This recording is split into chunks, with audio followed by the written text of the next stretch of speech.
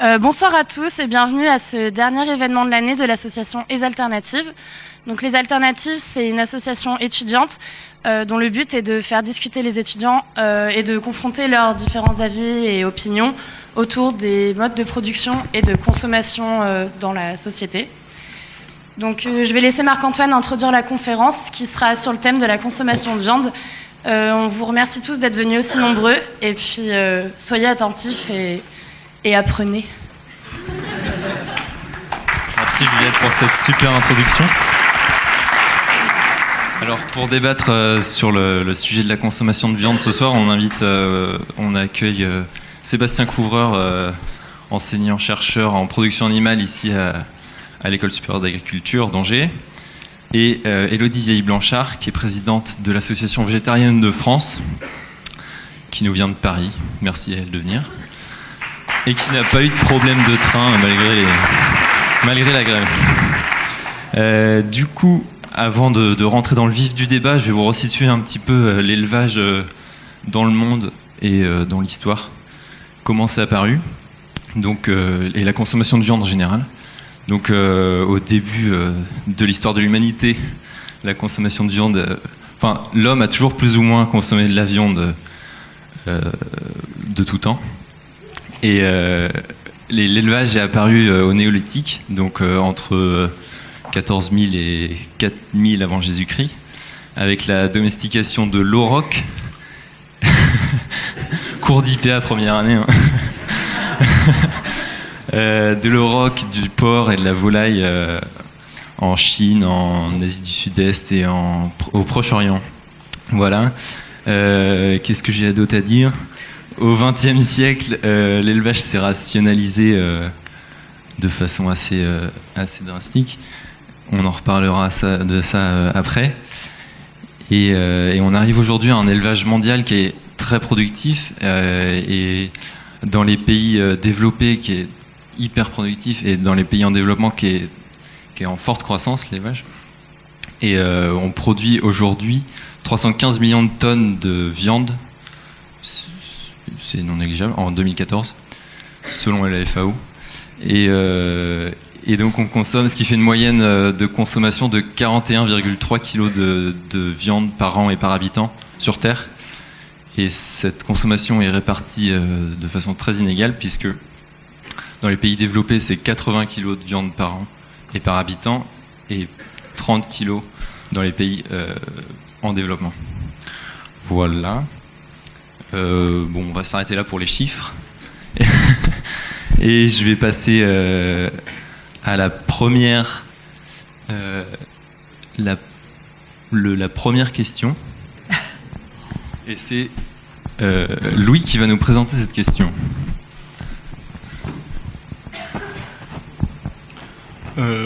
C'était juste plus une mise au point pour reparler des idées reçues qu'on peut avoir sur le végétarisme et la consommation de viande. Donc on pense souvent que le végétarisme ça induit des vrais problèmes au niveau de carences en vitamine B12 ou vitamine D. Donc je vais vous laisser en parler. En fait, j'ai déjà un micro-cravate. Oui, alors effectivement, il y a beaucoup d'idées reçues sur le végétarisme et le végétalisme, mais j'ai l'impression que vous êtes déjà très ouverts au sujet et très convaincus qu'on peut très bien vivre en se passant de viande, de poisson et de produits animaux plus généralement. Les scientifiques s'intéressent beaucoup à cette question, mais on se rend compte qu'il y a des discours médicaux très différents d'un pays à l'autre. Donc, par exemple, aux États-Unis, l'Académie de nutrition, qui est la plus grosse organisation au monde de professionnels de la santé et de la nutrition depuis déjà plusieurs dizaines d'années, énonce que l'alimentation végétarienne, y compris végétalienne, est une alimentation tout à fait adaptée à tous les âges de la vie, y compris la petite enfance, la grossesse, la vieillesse, et que c'est une alimentation qui permet de prévenir ou de traiter un certain nombre de pathologies de civilisation, comme certains cancers, l'obésité ou les maladies cardiovasculaires.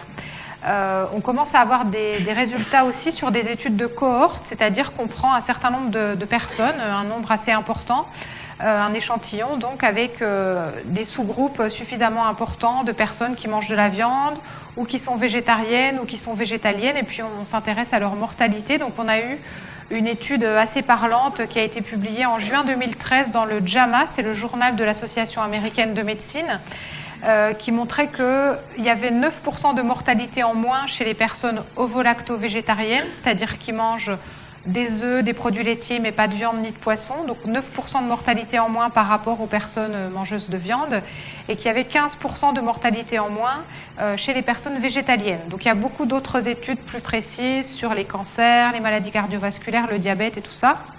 En tout cas, l'idée, c'est que ça se passe plutôt bien. C'est pas forcément très compliqué. Il y a plusieurs tartes à la crème comme les protéines. On pense que c'est compliqué de trouver ces protéines. C'est pas du tout compliqué. Il y a juste une petite chose à laquelle il faut faire attention, effectivement, c'est la vitamine B12. Il faut savoir que c'est une vitamine qui est produite par les bactéries du sol ou les bactéries qui sont dans le système digestif des ruminants. Dans des systèmes d'élevage plus traditionnels, avec des écosystèmes un peu plus riches, les animaux pouvaient produire facilement de la vitamine B12 ou la prendre dans leur nourriture. Aujourd'hui, dans des élevages qui sont très, très contrôlés, c'est de plus en plus difficile. Donc on produit une très grande quantité de vitamine B12 pour les animaux d'élevage, donc qu'on met comme complément dans leur alimentation. Et donc c'est vrai que les végétaliens, les végétaliennes qui ne consomment pas de chair animale doivent prendre des compléments alimentaires de vitamine B12. C'est la seule petite chose à laquelle on doit faire attention. Et à part ça, c'est pas très compliqué. C'est à moi. Alors, en fait, j'ai assez peu d'éléments qui vont en opposition à ce qui vient d'être énoncé. Clairement, si la question peut-on vivre sans consommer de produits animaux pouvait faire émerger chez vous des doutes, en fait, il n'y en a pas.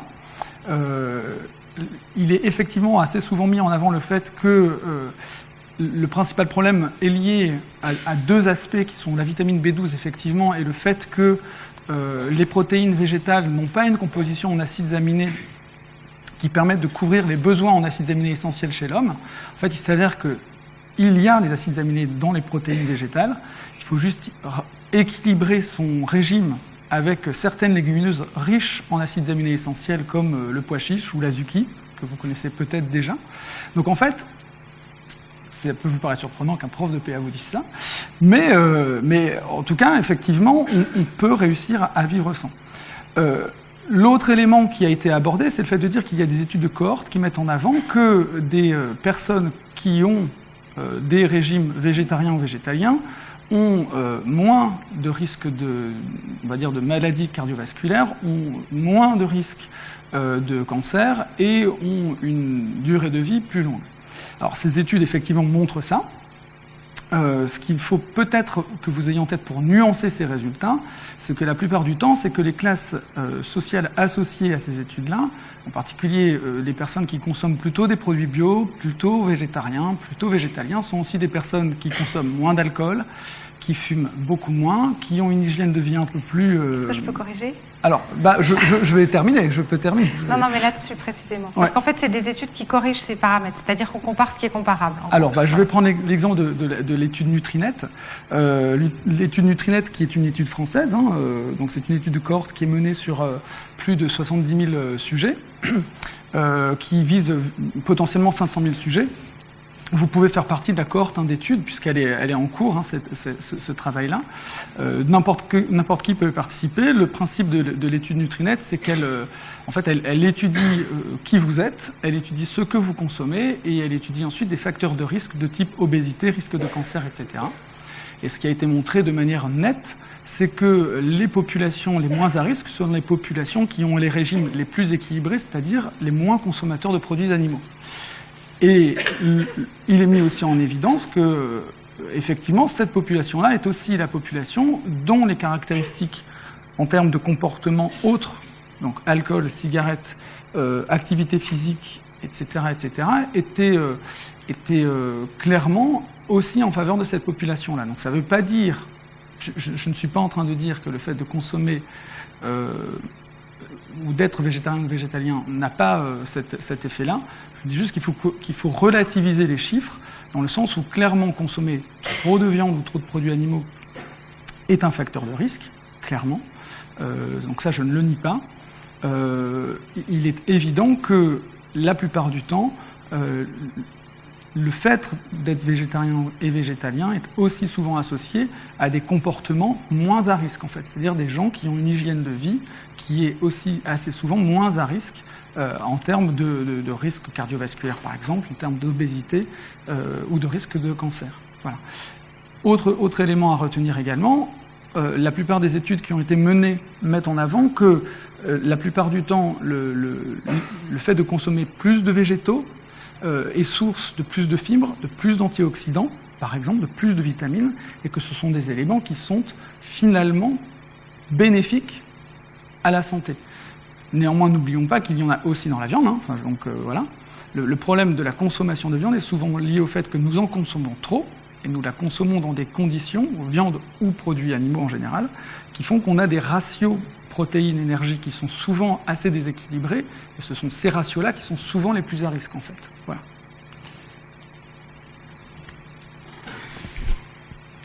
Très bien. Donc maintenant, on va... Je ne sais pas s'il n'y avait pas une question qui avait émergé là, non ?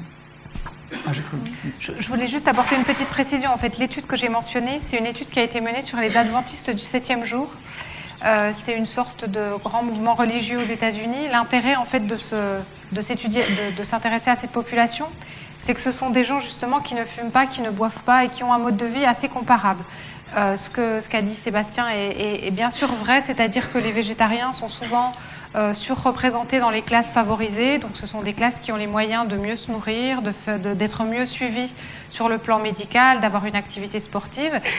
Mais c'est vrai que les études qui ont de la valeur, ce sont des études qui comparent ce qui est comparable. Donc on essaie plutôt de faire référence à ce genre d'études. Voilà. Est-ce que vous avez une question sur cette thématique ? Sinon, on vous laissera un temps après avoir abordé tous les thèmes. Il y a peut-être un élément à aborder, peut-être sur des aspects nutritionnels, parce qu'on a vu l'aspect... Je me permets. Hein. Oui, bien sûr. Je peux ? Je suis encore chez moi, donc... je me permets juste, parce qu'en fait, on a parlé du côté être végétarien, est-ce que c'est un risque ? Et je pense qu'on est, en tout cas, on est assez d'accord sur le fait que, si sensu strictu, manger des végétaux n'est pas un risque pour la santé, et la plupart des études ont tendance à montrer que c'est plutôt le contraire.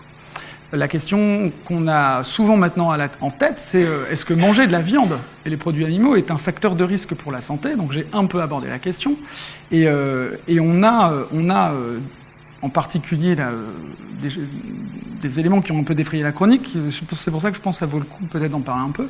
C'est que la viande a été classée comme probable cancérogène, et on entend un peu tout et n'importe quoi là-dessus. Et donc en fait, je pense qu'il est important de clarifier les choses. C'est que la viande rouge a été classée par un comité d'experts international. Donc c'est plus d'une vingtaine d'experts qui étaient réunis, internationaux, qui ont étudié plus de 800 publis scientifiques. Après, on peut toujours débattre de la pertinence des experts. C'est exactement ce qui est en train de se passer sur la classification du Roundup. Mais néanmoins, a priori, une vingtaine d'experts internationaux se sont réunis, ont étudié plus de 800 publis et ont classé la viande dans 2 catégories. La première catégorie, qui est une catégorie dite de cancérogène probable, c'est-à-dire qu'il y a des résultats limités chez l'homme, mais suffisants sur l'animal pour laisser penser qu'il y a risque de cancer lié à la consommation de viande. La viande concernée est la viande rouge, et uniquement la viande rouge. Et il y a ensuite la viande qui est considérée comme cancérogène avérée, donc elle fait partie du groupe 1 des cancérogènes selon ce comité d'experts, c'est la viande transformée. Toutes les viandes sont concernées, et là ça veut dire qu'il y a des résultats qui ne sont plus limités, mais en tout cas ils sont limités, suffisants chez l'animal, et il y a des études qui montrent que les mécanismes chez l'animal sont a priori les mêmes chez l'homme, ou alors il y a des résultats suffisants chez l'homme et suffisants chez l'animal. Donc, et là, la viande concernée, c'est la viande dite transformée, donc ça n'est plus la viande rouge. Et la viande transformée, on entend bien par de la viande transformée par salaison, maturation, fermentation, le saucisson sec par exemple, Je vous rappelle que c'est un ensilage de viande. Fermentation lactique ou fumaison. Donc ça veut dire qu'en gros, les processus de transformation associés à la viande que nous consommons, donc c'est bien une interaction transformation-produit qui est à l'origine de risques cancérogènes. La difficulté est ici de savoir si le risque cancérogène est associé au produit, au mode de transformation et donc au produit lié à la transformation ou à l'interaction des deux. Et c'est là qu'il y a aujourd'hui débat, en fait. Il n'y a pas trop de débat dans le comité d'experts. J'entends bien dans le comité d'experts. Il n'y a pas trop de débat dans le comité d'experts. Il y a par contre débat sur ce qui est à l'origine du risque cancérogène. Voilà. Donc, pour poursuivre sur la thématique de l'éthique, donc l'humain est-il nature omnivore ou bien végétarien ? Je peux répondre. Alors, c'est une question qu'on entend souvent. Enfin, on l'entend souvent plutôt sous forme d'objection, c'est-à-dire, oui, mais l'être humain, naturellement, mange de la viande, donc quand même être végétarien, c'est un petit peu bizarre. Si on veut répondre à cette question, en fait, il y a plusieurs approches qui sont possibles. Il y a une approche en termes d'anatomie et de physiologie, c'est-à-dire qu'on s'intéresse aux animaux herbivores, aux animaux omnivores, aux animaux carnivores. Et puis on regarde comment se situe l'être humain par rapport à tout ça. Alors, j'ai une anti-sèche avec moi parce que je ne connaissais pas très bien le sujet. Mais on s'intéresse par exemple aux muscles faciaux, au type de mâchoire, au mouvement de la mâchoire, à l'ouverture de la bouche par rapport à la taille de la tête, à la forme des dents. Donc on s'intéresse par exemple à la forme des incisives, des canines, des molaires. On s'intéresse aussi, un facteur très important, à la longueur de l'intestin par rapport à la taille du corps. Et en fait, on se rend compte que si on regarde l'être humain, si on essaie de le comparer à d'autres types d'animaux, en fait, il est beaucoup plus proche des herbivores que des omnivores, comme par exemple l'ours et le castor. Donc en fait, l'idée qui est derrière tout ça, c'est que une alimentation qui convient bien à l'être humain, c'est quand même une alimentation fondée sur les végétaux. Quand on se pose cette question, on peut aussi raisonner en termes d'histoire, c'est-à-dire est-ce que les sociétés humaines ont toujours consommé de la viande, des produits animaux ? Eh bien, oui, d'une certaine façon, et en même temps dans des quantités qui sont très différentes de celles qu'on consomme aujourd'hui, puisque nos consommations de viande, enfin le niveau de notre consommation de viande, en fait, il remonte à peu près 2 générations. Il remonte à l'après-Seconde Guerre mondiale. Donc, il y a eu des transformations très importantes. Si vous vous intéressez à vos grands-parents, à vos arrière-grands-parents, vous vous rendrez compte qu'il y a eu une multiplication, je crois, par 3 ou 4 de la consommation de viande en quelques générations. Une autre approche qu'on peut avoir, bien sûr, c'est de se dire que selon les sociétés, selon les écosystèmes, selon les modes d'agriculture, il y a des façons de se nourrir complètement différentes. Si on s'intéresse par exemple aux Esquimaux ou si on s'intéresse aux Indiens d'Inde, on se rend compte qu'il y a des manières de se nourrir très différentes. Donc qu'est-ce que c'est qu'une alimentation naturelle ? On peut s'intéresser aussi, on peut avoir une approche aussi en termes en termes écologiques, en termes de chaîne alimentaire. Mais bon, quand on met des animaux dans des hangars, dans des élevages industriels, est-ce qu'on peut vraiment considérer que ça a une pertinence de parler de chaîne alimentaire ? On peut se poser la question de la viabilité du mode de vie végétarien, ce que je vous ai expliqué avant, c'est-à-dire qu'en gros, on vit mieux et plus longtemps si on ne mange pas de produits animaux. Et puis on peut aussi se dire que finalement, qu'est-ce qui est naturel, qu'est-ce qui est culturel ? Et puis, est-ce qu'on a vraiment envie de vivre comme les hommes préhistoriques ? Est-ce que quand on fait des choix en termes de mode de contraception, quand on décide de se soigner, de se vacciner, est-ce qu'on se demande vraiment ce qui est naturel ? Quand on a des personnes qui ont des handicaps très graves et qui doivent avoir des appareillages ou des traitements, est-ce qu'on se demande finalement, est-ce que c'est bien naturel ? Donc je crois que la question qu'on doit se poser, à mon avis, c'est plutôt, est-ce que c'est juste ? Est-ce que c'est comme ça qu'on a envie de vivre ? Est-ce que l'impact de ce mode de vie, c'est quelque chose qui nous semble bon pour la société dans laquelle on vit, pour les animaux, pour les écosystèmes ? Ça me semble plus pertinent de raisonner ainsi, en tout cas. Alors, en fait, je pense qu'on ne peut absolument pas affirmer, je pense que c'est juste une petite erreur de mots, mais qu'un homme est herbivore. Granivore à la rigueur, mais herbivore non, parce que herbivore, ça sous-entendrait qu'un homme se nourrit avant tout de cellulose. Or, nous ne sommes pas équipés enzymatiquement pour pouvoir digérer de la cellulose. Par contre, je pense qu'on peut clairement affirmer le fait que physiologiquement, nous sommes équipés pour, on l'a déjà dit, pour nous nourrir uniquement de végétaux. La question, c'est que... Et je suis assez d'accord sur le fait de dire c'est un faux débat que de commencer par dire on a toujours consommé des animaux et donc parce qu'on a toujours consommé des animaux, il faut continuer à en consommer. Donc ça, clairement, je suis assez d'accord là-dessus. Et donc, ce qu'il faut juste se dire, c'est que, et je pense que ça ressortait dans votre discours, c'est que spontanément, l'homme n'a jamais été végétarien. C'est-à-dire qu'en fait, spontanément, l'homme a toujours eu une base de régime végétarien, entre guillemets, c'est-à-dire que la base essentielle d'un régime, ce sont des végétaux. Et dans les végétaux, ce sont plutôt des graines, des fruits, etc. Et ça dans quels que soient les endroits où l'homme s'est installé, ou de manière sédentaire, ou a voyagé de manière plus normale. Donc les végétaux ont toujours constitué la base du régime, et elle a toujours été complémentée, toujours, spontanément, par des protéines animales. Et donc, j'entends bien protéines animales par le fait que dans protéines animales, ça n'est pas forcément toujours de la viande. Elle a toujours été complémentée par le fait que des hommes ingéraient beaucoup de végétaux et associaient à ça de la consommation de viande. Et nous sommes enzymatiquement, physiologiquement, constitués pour digérer les deux. Voilà. Donc ça, c'est un fait. Et on peut pas, je pense que ça, on peut difficilement le remettre en question.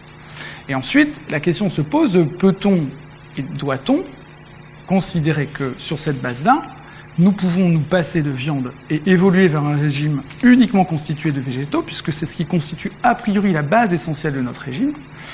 La question devient une question de choix de société. Et auquel cas, on est clairement en train de discuter de l'émergence de mouvements qui considèrent que nous pouvons nous passer de viande. Et le débat est de cet ordre-là, finalement. Et c'est bien ce que vous avez dit, c'est-à-dire que finalement, sans aller sur des argumentaires parce qu'en plus, je ne me sens pas du tout compétent pour aller débattre de l'anatomie de la mâchoire entre l'homme, le chimpanzé et la vache.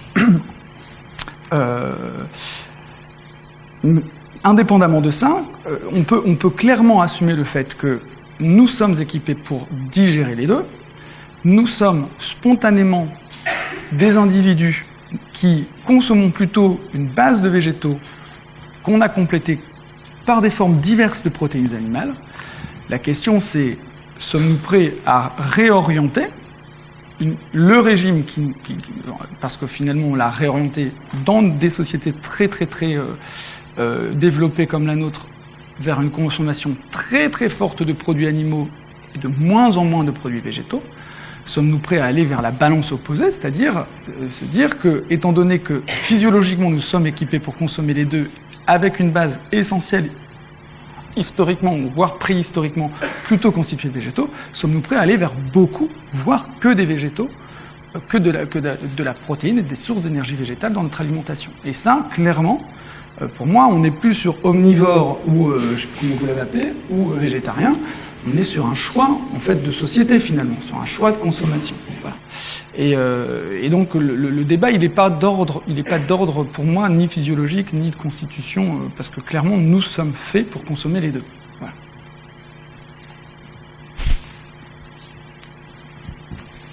Donc, j'ai une nouvelle question sur cette thématique. Oui.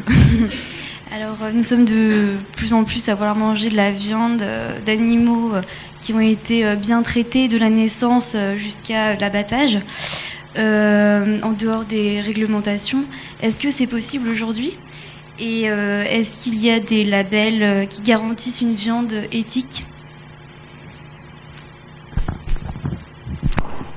Alors moi, je vais commencer en évoquant la position de mon association. Donc nous, on est une association abolitionniste. Je pense qu'on parlera d'éthique un peu plus tard, mais en fait, on ne considère pas que c'est légitime de se servir de la vie des animaux, de les faire naître, de les exploiter, de les mettre à mort. Donc ça, c'est une approche plutôt en termes de légitimité. Mais si on s'intéresse à la souffrance, je pense que vous êtes certainement nombreux à avoir vu les vidéos de l'association L214 cette année. Vous pouvez lever la main ceux qui ont vu les vidéos ? Ah oui.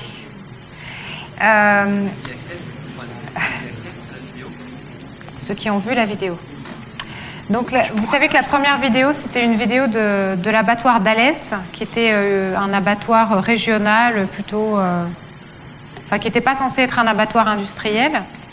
Et puis les deux vidéos suivantes, en fait, c'était vraiment un ensemble de vidéos, puisque vous savez peut-être qu'il y a eu des dizaines d'heures de films qui ont été faites. Et puis toutes les vidéos ont été expertisées par un vétérinaire qui a vraiment travaillé justement pour pouvoir mettre des mots sur les vidéos, parce que c'est compliqué en fait quand on voit des animaux par exemple qui se débattent. C'est difficile de savoir est-ce que c'est des mouvements réflexes ou est-ce que c'est des animaux qui sont vraiment conscients. Donc l'association L214, c'est une association qui mène un travail très rigoureux et qui essaie vraiment d'être très solide. Vous savez peut-être que c'est une association qui a beaucoup de procès parce qu'elle est très fréquemment attaquée pour les images qu'elle montre. Donc c'est une association qui essaie vraiment d'être irréprochable dans les images et dans le commentaire des images. Et donc à la suite de ce premier ensemble de vidéos sur l'abattoir d'Alès, il y a eu deux autres grands coups médiatiques. L'abattoir du Vigan et l'abattoir de Mauléon, qui étaient deux abattoirs certifiés EcoCert, qui étaient des tout petits abattoirs qui fournissaient par exemple des AMAP, donc des endroits où les gens achètent de la viande en disant j'achète de la viande d'animaux heureux, je sais exactement d'où vient cette viande. Et en fait on se rend compte que malheureusement on ne sait pas très bien ce qui se passe dans les abattoirs. On ne sait pas très bien parce que c'est très très difficile de savoir ce qui se passe dans les abattoirs. Et par exemple, suite à toutes ces affaires, le ministère de l'Agriculture a créé une commission d'enquête sur les abattoirs et on a pu lire dans Libération, je crois que c'était la semaine dernière, le témoignage d'un ancien inspecteur des abattoirs qui a démissionné parce que ses conditions de travail étaient très difficiles. Et cet article disait que quand la commission d'enquête débarquait dans les abattoirs, c'était très difficile d'y avoir accès parce qu'en fait, c'est une réalité qui n'est pas toujours montrable et qui est rarement défendue et assumée par les propriétaires eux-mêmes des abattoirs. Voilà. Donc moi, j'ai envie de répondre sur ce terrain, c'est-à-dire que on n'a pas besoin de manger de la chair animale. Il y a toute une gastronomie qui se développe, on peut se nourrir très bien, on peut être en excellente santé. Donc est-ce que c'est légitime de le faire? Voilà, c'est une question que je pose. La réponse, bien sûr, elle appartient à chacun et chacune d'entre vous. Alors j'ai l'impression que c'est un peu dévié par rapport à la question de départ, mais est-ce que tu peux reposer la question? Il y avait une question. Bon, allez-y, il n'y a pas de souci.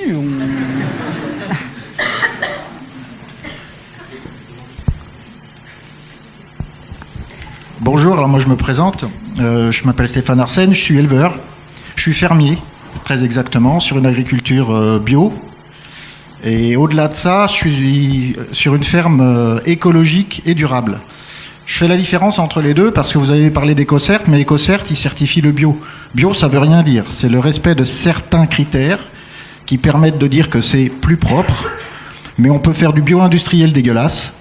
Je préfère voir quelqu'un qui serait en chimique, mais qui fait attention à ce qu'il fait, qui n'intervient que si c'est vraiment nécessaire, plutôt qu'un industriel qui va faire du bio à une échelle phénoménale et qui finalement va intervenir sans cesse avec des produits certes bio, mais avec des produits quand même, parce qu'avec les surfaces qu'il a, il attire les parasites, etc. Donc ça, c'était une première chose. Je voudrais juste, moi, des chiffres, j'en ai pris un tout petit peu. Il y a 20 millions de bovins en France. Alors c'est des chiffres qui datent un petit peu, donc c'est sûrement un peu plus aujourd'hui encore. Il y a 7 600 000 moutons, 14 millions de porcs, 1 400 000 chèvres, et en volaille, donc toutes volailles confondues, les poules, les oies, les canards, les lapins, les dindes, etc., c'est 142 millions. Donc imaginez-vous un petit peu le nombre d'animaux que ça peut représenter. Alors je ne veux pas ni défendre l'un côté ni de l'autre, c'est juste, justement, j'amène des questions en fait. C'est ne plus abattre, c'est bien, mais on fait quoi des animaux? Alors on entend souvent, on les met dans des réserves ou des choses comme ça. Alors je ne sais pas si c'est la bonne solution, mais si on veut mettre ces animaux-là, ceux que je viens de citer, dans la nature et les laisser vivre, eh ben, il faut la surface totale de l'Espagne, de la France et de l'Allemagne. Juste ceux que je viens de citer là, pour qu'ils puissent se nourrir toute l'année correctement sans en pâtir. Derrière ça, je n'ai pas cité les animaux d'élevage de gibier, parce qu'il y en a. Je n'ai pas non plus cité tous les animaux de compagnie. Je n'ai pas inclus les chevaux, par exemple, les chats, les chiens, tout ce qu'on a aussi dans les maisons, les nacs, etc. Donc voilà, ça pose des problèmes. Et je pense que je me permets tout ça, de vous interrompre parce que, en fait, une seconde et j'arrête. C'est parce que vous êtes en train d'anticiper beaucoup d'éléments du débat après. D'accord, merci. On note la question. Mais on note la question, parce que clairement, c'est des choses qu'on avait envie d'aborder après. On commençait tranquillement par la... Voilà, cool. Et un dernier élément très court, allez-y, hein, la composition chimique de la viande a changé avec l'industrialisation. Et donc, on a perdu énormément justement de minéraux, de vitamines et tout ça. Probablement un problème de santé vient aussi de là. Et le bio résout pas tout, mais voilà, ça peut aller vers le bien-être animal et tout ça. Enfin, il y a plein de sujets. C'est très très long et lourd comme débat. Ah bah oui. Alors, en tout cas, pour revenir à la question qui était posée tout à l'heure, parce que je pense que la réponse a un peu dévié dans le sens où c'est très vite parti sur les abattoirs et à la fin, c'est je renvoie sur il faut consommer ou pas consommer de la viande. Or, j'ai compris que la question, c'était peut-on considérer qu'il y a réellement de l'éthique derrière les labels éthique au sens respect de l'animal. C'est ça que... Oui, voilà. Peut-on manger une viande en étant assuré que l'animal a bien été traité de la naissance? Et donc c'est pour ça que j'avais l'impression... Donc, par rapport à la question, j'ai bien l'impression effectivement qu'il y avait eu un léger... Mais c'est notre manière de répondre à la question, en fait. Enfin, je porte la parole de mon association, c'est-à-dire qu'on ne considère pas que les conditions de vie de la naissance à la mort peuvent être acceptables sans donner les abattoirs qui existent. Mais c'est une façon d'éluder la question dans le sens où la question c'est peut-on consommer de la viande de manière éthique? La réponse est il vaut mieux ne pas en consommer tout court. Donc j'ai bien compris ça. J'ai bien compris ça. Donc en fait, moi je vais essayer de répondre à la question qui est peut-on consommer une viande de manière éthique? Si la question elle est de cet ordre-là, il y a effectivement de vrais problèmes aujourd'hui d'éthique par rapport à l'animal. C'est-à-dire qu'on est bien d'accord sur le fait que aujourd'hui, dans des élevages qui s'industrialisent, c'est-à-dire qu'on est historiquement depuis les années 50 dans une logique forte de spécialisation de la production, d'intensification de la production et de rationalisation d'un point de vue technico-économique uniquement à l'échelle de l'exploitation, mais également de l'abattoir, ce qui a pu être à l'origine, dans plein de situations, de vraies problématiques dites de bien-être animal, et donc d'éthique vis-à-vis du respect de l'animal. Le nombre d'exemples est flagrant, et effectivement, des associations, type L214, mettent en avant chaque année le fait qu'il existe des cas, qu'on espère tous isolés, de maltraitance animale. Mais des maltraitances animales, vous allez en avoir en élevage, on est d'accord. Vous allez en avoir en abattoir, on est d'accord. Vous pouvez en avoir chez papa ou maman lorsque papa se retourne vers le chien qui a aboyé trop fort et qui lui envoie sa godasse dans la figure. Donc on est bien d'accord qu'il existe des situations de maltraitance partout. La question c'est, si on veut produire de la viande, si on veut continuer à consommer de la viande, comment peut-on faire pour faire en sorte que les animaux soient élevés dans des conditions qui soient les plus respectueuses possibles de ceux qu'ils sont? Ça pose deux questions, et là ça a fortement débattu dernièrement. Comment peut-on considérer que l'animal est dans de bonnes conditions de bien-être? C'est une vraie question, hein. Exemple typique, l'élevage de porc a considéré la Commission européenne a considéré sur l'avis des experts que le logement des truies individuelles pendant la phase de gestation était mauvaise pour leur bien-être et pour l'expression du répertoire comportemental, en particulier du comportement alimentaire, des truies élevées en élevage dit conventionnel.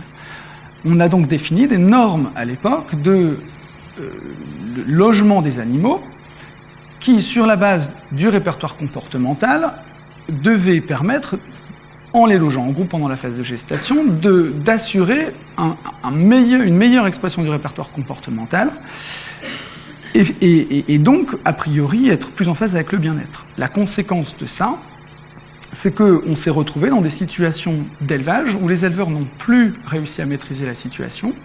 Des truies se battaient lorsqu'elles étaient rassemblées, et on a eu des avortements de truies, on a eu des truies blessées, des réformes précoces, etc., etc. Ce qui fait qu'en fait, on a eu quasiment dans un premier temps l'effet presque opposé de la réforme qu'on voulait mettre en place. Et donc, ce qui fait que la vraie question, c'est comment peut-on réussir dans une situation, malheureusement, moi je considère un peu trop industrialisée, comment peut-on réussir à faire en sorte qu'on maintienne des situations d'élevage qui soient respectueuses de l'animal? Et donc ça pose plein de questions sur c'est quoi l'animal. Peut-on faire confiance aux labels qui existent et qui essayent de défendre ça? On a eu un peu la réponse là dans ce que vous disiez. Dans le bio, le bien-être animal, il est affiché fortement. C'est-à-dire que la diversité biologique et le bien-être sont affichés comme des règles fortes du label bio. Et vous avez des éleveurs bio qui sont, dans leur majorité, très fortement sensibles à ça et sensibilisés à ça. Et vous en avez encore quelques-uns qui ne le sont pas et qui continuent à élever des animaux qui ne sont pas forcément dans des conditions d'expression du répertoire comportemental totalement en phase avec les logiques même du cahier des charges ou de l'esprit même de la bio. Et ce qui fait qu'on peut faire confiance, a priori. Ça n'empêchera jamais le fait que des individus déconneront. Enfin, clairement, voilà.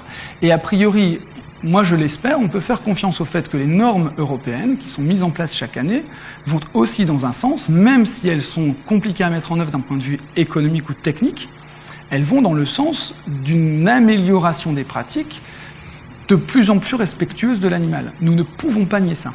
La question c'est, est-on en mesure de les accompagner, de faire en sorte qu'elles se mettent bien en œuvre? C'est ça la question. Et donc forcément, si on se dit il faut arrêter de consommer de la viande, on ne se posera plus ces questions-là. Il n'y aura plus besoin d'éthique, il n'y aura plus besoin de bien-être, puisqu'on n'aura plus ces questions-là. Ça posera plein d'autres questions en termes du rôle de l'animal dans la société. Et ça, on pourra en débattre après. Mais néanmoins, je pense que si on reste dans l'idée de dire on continue à produire de la viande, nous avançons dans le bon sens. Il y a encore beaucoup de boulot à faire. Il est clair qu'il y aura toujours des gens qui déconneront. Et il est heureux que des associations mettent en avant le fait que des gens déconnent. Voilà. Je pense que c'est ça qu'il faut, enfin en tout cas moi, que je pense qu'il faut avoir en tête. Et ce qu'on conteste, nous, c'est précisément le fait que ce soit des gens qui déconnent et que ce soit des exemples et que ce soit de la maltraitance, parce qu'en fait on montre que de manière structurelle, les cadences des abattoirs, par exemple, sont telles que, bon déjà il y a les procédures, ce qu'on appelle l'étourdissement. Donc vous savez qu'il existe 3 procédures principales, la pince électrisante, le pistolet perforateur avec une tige qui perfore le cerveau, le gazage qui est très utilisé pour les porcs, donc ce ne sont pas des méthodes douces du tout. Les cadences des abattoirs sont telles que souvent les animaux en fait ne sont pas étourdis correctement, c'est-à-dire qu'ils sont saignés alors qu'ils sont pleinement conscients. Donc enfin, je crois que là, il y a un vrai débat, c'est-à-dire qu'on n'est précisément pas d'accord là-dessus. Et que, enfin, ce qu'on met en avant, mais ce que met surtout en avant l'association L214, c'est que mais les animaux ne veulent pas mourir. Enfin, si vous avez, je ne sais pas, un chat ou un chien, vous vous rendez bien compte que les animaux, ils veulent vivre, ils essaient d'échapper en fait aux abattoirs. On a régulièrement des histoires de vaches, par exemple, qui sont capables de sauter très haut par-dessus des clôtures pour s'enfuir des abattoirs. Les animaux sont dans des files où ils voient leurs congénères qui sont devant eux, qui se font abattre. Ils ont peur, ils essaient de s'enfuir. Donc, enfin, je crois qu'on réfléchit à un problème qui est beaucoup plus fondamental que simplement de se dire il y a des mauvaises pratiques et il y a des bonnes pratiques. Mais je pense que là-dessus, on a sûrement un clivage important oui, je pense, termes d'appréhension. Mais en soi, c'est pas gravissime. Hein, c'est juste que je considère que je pense que beaucoup considèrent que la mise à mort d'un animal, en tout cas, elle est pleinement assumée. Maintenant, il faut que, et en tout cas, je pense que c'est ça qu'il faut avoir en tête, c'est que en tant que consommateur de produits animaux, en particulier de la viande, il faut que vous soyez conscient qu'il y a une mise à mort. Enfin, si vous n'êtes pas en mesure d'assumer la mise à mort d'un animal, arrêtez de manger de la viande. Venez nous voir, on vous donnera des recettes de cuisine. Maintenant, il y en a de très bonnes, hein, j'en fais moi-même. Hein, mais la question, c'est il faut assumer cette mise à mort. Si vous n'êtes pas en mesure de l'assumer, on ne consommez plus de viande. Si vous considérez que la mise à mort d'un animal, elle fait partie intégrante de la façon dont vous percevez ce qui vous constitue en tant que personne, en tant que consommation et en tant que modèle finalement dans lequel vous avez envie de vous inscrire, en soi vous l'assumez, Et ensuite, il faut faire en sorte que cette mise à mort soit la plus respectueuse de l'animal. La question, elle est de cet ordre-là, quoi. Et on est bien d'accord que, aujourd'hui, pour des questions principalement d'hygiène, on a eu tendance, dans un premier temps, à dire rassemblons les structures d'abattage sur des entités énormes. Voilà, donc en gros, rassemblons tout au même endroit parce qu'en fait, on maîtrise le risque sanitaire dans un premier temps. Et une fois qu'on rassemble le risque sanitaire et qu'on est dans une logique d'industrialisation, il ne faut pas se le cacher, la logique de l'industrialisation va passer par la notion de cadence. Et donc, plus on va vouloir aller vite, plus on va prendre le risque d'être le moins attentif possible sur la mise à mort de l'animal. Et je pense que, clairement, c'est une vraie question qu'il faut se poser sur le fonctionnement d'un abattoir, d'autant plus que beaucoup d'éleveurs se sentent mal vis-à-vis du fait qu'ils savent, pour une partie d'entre eux, que leurs animaux ont été très souvent élevés dans un respect absolu, et qu'à partir du moment où ils montent pour partir à l'abattoir, ils ne savent pas dans quelles conditions les animaux vont être abattus. Et ça met des éleveurs mal aussi. Enfin, je veux dire, il faut...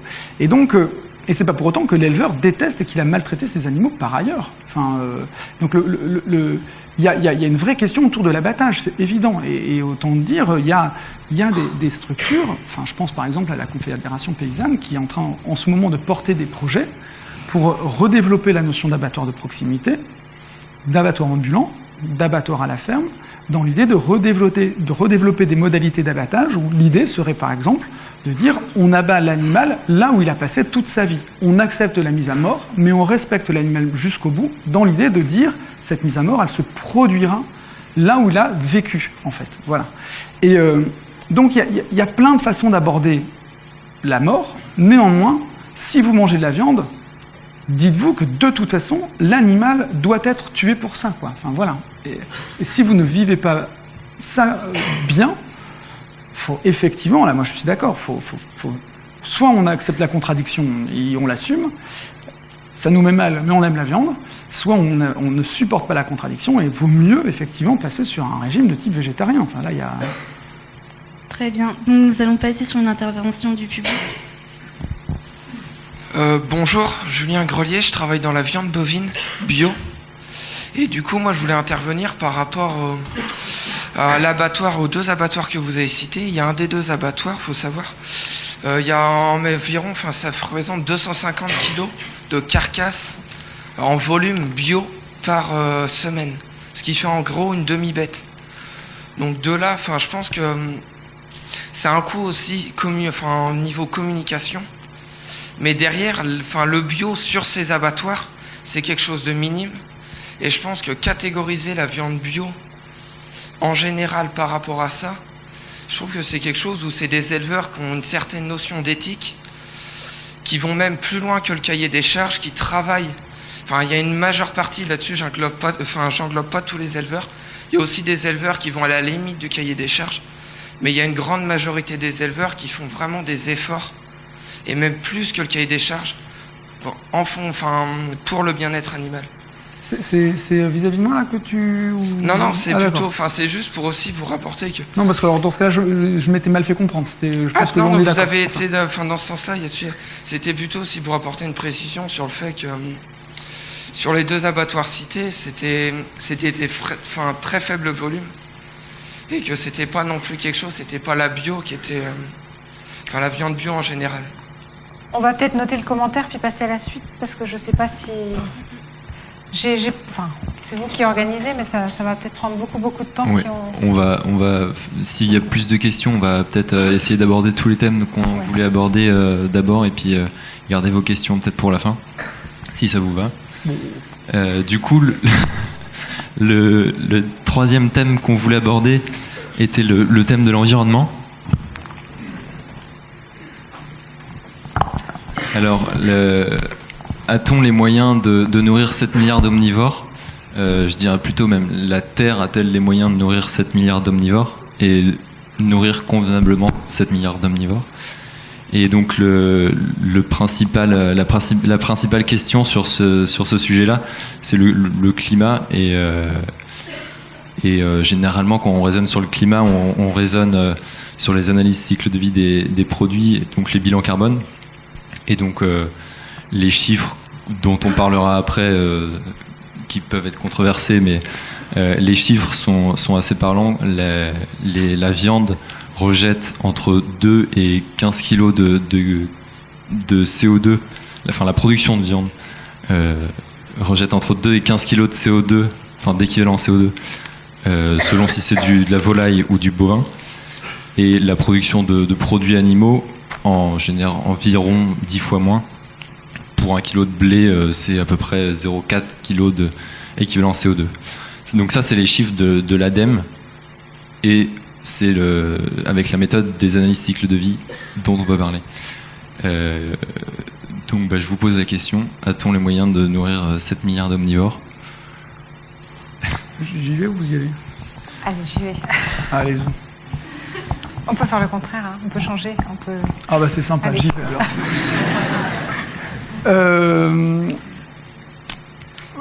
Bon, on va abandonner la question des omnivores, hein, on l'a déjà traité. La question c'est, peut-on, avec un régime fortement constitué de produits animaux en augmentation, c'est ça, peut-on continuer à nourrir la planète? Alors il y a l'aspect nutritionnel, il y a l'aspect environnemental. Donc là, la question c'est bien sur l'aspect environnemental. La question, elle est fortement sujette à controverse. Alors, dans le sens où il semble plutôt, effectivement, peu soutenable de continuer à imaginer qu'on pourra nourrir l'humanité avec les quantités astronomiques que nous consommons de produits carnés de la manière en plus inégale qu'on vous a présentée. Donc là, clairement, la question pour moi, elle est assez évidente. Donc elle est plutôt dans l'idée de réduire la consommation de produits carnés à l'échelle mondiale, et en particulier dans les pays fortement développés. La question de l'environnement, elle est sujette à controverse parce que elle aurait tendance à dire, sur la base d'une méthode qui est l'analyse de cycle de vie, et sur la base d'une méthode qui est souvent présentée où on donne les résultats sous la forme, en tout cas sous une seule modalité d'expression, qui est une émission de carbone ou un potentiel de lixivation ou un potentiel d'eutrophisation au kilogramme de produit réalisé. En fait, on arrive à biaiser un peu le résultat, dans le sens où, en tout cas, on le biaise, ou en tout cas, il faut savoir dans quel sens on l'interprète. Je vous explique pourquoi. L'analyse de cycle de vie, elle part du principe qu'elle calcule la quantité, par exemple, de CO2 que va produire un élevage. Et ensuite, cette quantité de CO2, elle va être amenée soit au kilogramme de lait, si l'élevage produit du lait, soit elle peut être amenée à l'hectare de la surface de l'exploitation. Ouais. C'est deux façons d'exprimer totalement différemment le résultat de l'analyse de cycle de vie. Dans un premier cas, je pars du principe que mon kilogramme de lait peut être consommé à côté de la ferme, tout comme il peut être consommé à l'autre bout de la planète. On est d'accord, puisque je ne l'exprime qu'avec le kilogramme de produit. Et ce qui fait que dans ce cas-là, j'ai tendance à forcément dire que plus j'arrive à produire de kilogrammes de lait par CO2, par kilogramme de CO2 par exemple, plus je suis efficient environnementalement parlant. Vous me pigez toujours ou pas? Ce qui fait que j'ai tendance à favoriser des systèmes qui ont une volonté ou une capacité à intensifier énormément la production à l'animal, puisque plus je produirai de lait par animal, plus a priori, je diluerai l'impact environnemental. On est d'accord ou pas? Sauf qu'en faisant ça, je ne me pose pas du tout la question de l'impact que j'ai sur mon territoire. Je suis juste en train de dire que ma vache n'a pas pollué pour produire du lait, indépendamment de tous les problèmes de santé et de respect qu'il pourrait y avoir sur l'animal. Elle n'a pas pollué pour l'habitant qui est à l'autre bout de la planète qui consomme le kilo de lait. Si je réfléchis à l'échelle du territoire, ce que je souhaite, c'est faire en sorte de diluer l'émission de CO2 à l'hectare utilisé pour produire ce lait.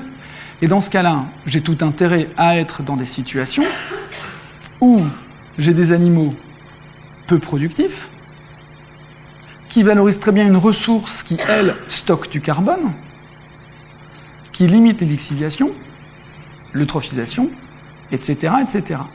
Et donc j'ai plutôt tendance à me situer et à valoriser, juste en changeant le mode d'expression du résultat, j'ai plutôt tendance à favoriser des modes de production dits extensifs, donc par exemple de l'élevage biologique. Et vous êtes là en fait en train d'opposer finalement par une méthode et une modalité d'expression du résultat d'une méthode, presque deux modes de production. Vous pigez ou pas? Je suis scientifique, mais en même temps, j'ai participé à contribuer à l'élaboration d'une modalité de production donnée. Je n'utilise qu'une des unités qui m'intéressent. Si vous n'êtes pas capable de gérer ça, comment on fait? Ouais. Et donc le débat aujourd'hui sur l'élevage, en fait, il est fondamental. Il y a un vrai problème environnemental, ça émet du méthane. Il y a un vrai problème environnemental lié au fait qu'on a tendance à intensifier, etc., etc. La question, c'est qu'aujourd'hui, il y a controverse sur les solutions qu'ils font trouver pour faire en sorte qu'on produise, qu'on continue à avoir de l'élevage qui s'intègre beaucoup mieux dans son environnement. Et la méthode scientifique, elle est fortement sujette à controverse. Ouais. Donc ça, c'est le premier élément que j'avais envie d'aborder, c'est que finalement, c'est difficile de répondre à cette question parce qu'on a du mal à trouver les réponses, étant donné que scientifiquement, on n'est déjà pas d'accord, quoi. Et le deuxième truc, c'est que on peut entendre comme discours le fait de dire, en se passant de l'élevage, on réduira l'impact environnemental et on n'aura plus de problème environnemental. Ce qui est compliqué avec cette question-là, c'est, ok, on arrête d'élever des animaux. Sauf que il y a une grosse partie du territoire aujourd'hui qui existe parce qu'il y a des animaux. Et en particulier parce qu'il y a des animaux dits herbivores. D'accord ? C'est-à-dire qu'en gros, vous avez aujourd'hui, depuis plus de 2000 ans, 3000 ans ou 4000 ans, des pratiques qui ont valorisé, qui ont développé des paysages agricoles, le bocage par exemple, qui sont à l'origine d'une flore, d'une faune bien spécifique. Ouais, on est d'accord ou pas ? C'est-à-dire que vous avez des espèces d'oiseaux, des espèces d'insectes, des espèces végétales, qui ont été co-sélectionnées ou qui ont co-évolué parce qu'on a élevé des animaux. On est d'accord ou pas ? Donc, indépendamment des histoires de méthane, ok, on arrête d'élever des animaux, on n'a plus de méthane. Ouais. Néanmoins, il faut accepter qu'une grosse partie va se réemboiser, les prairies, qu'on va forcément reprovoquer une sélection naturelle sans le faire exprès. Ça veut dire qu'il va falloir qu'on accepte de modifier de manière nette la faune, la flore et la flore à moyen terme. C'est-à-dire qu'en gros, arrêter l'élevage, c'est aussi accepter le fait qu'on va changer le paysage. C'est aussi, en particulier l'élevage de ruminants, on va accepter de changer le paysage agricole et on va accepter le fait de changer de manière profonde la flore et la faune. Donc de provoquer des changements nets de faune et de flore. Ça veut dire aussi qu'il faudra apprendre à réguler autrement les pullulations, parce que les haies ont des intérêts pour limiter des pullulations de certaines espèces indésirables, etc., etc. Donc ça veut dire qu'en gros, la question environnementale, elle se pose de plein de manières différentes. Mais vous voyez que si je parle de méthane, il y a un vrai problème d'émission de méthane. La question, c'est aujourd'hui, scientifiquement, on n'est pas capable de dire comment on peut faire évoluer l'élevage pour le réduire. Scientifiquement, on n'est pas d'accord. Et ensuite, je vous ai donné un autre exemple qui est la notion de biodiversité. Il faut accepter le fait que si on arrête l'élevage, en particulier de ruminants, nous sommes dans des conditions où nous allons provoquer des changements fondamentaux des paysages agricoles et donc des écosystèmes. Et que ça, pour l'instant, on n'y est pas préparé, pas clairement. Voilà.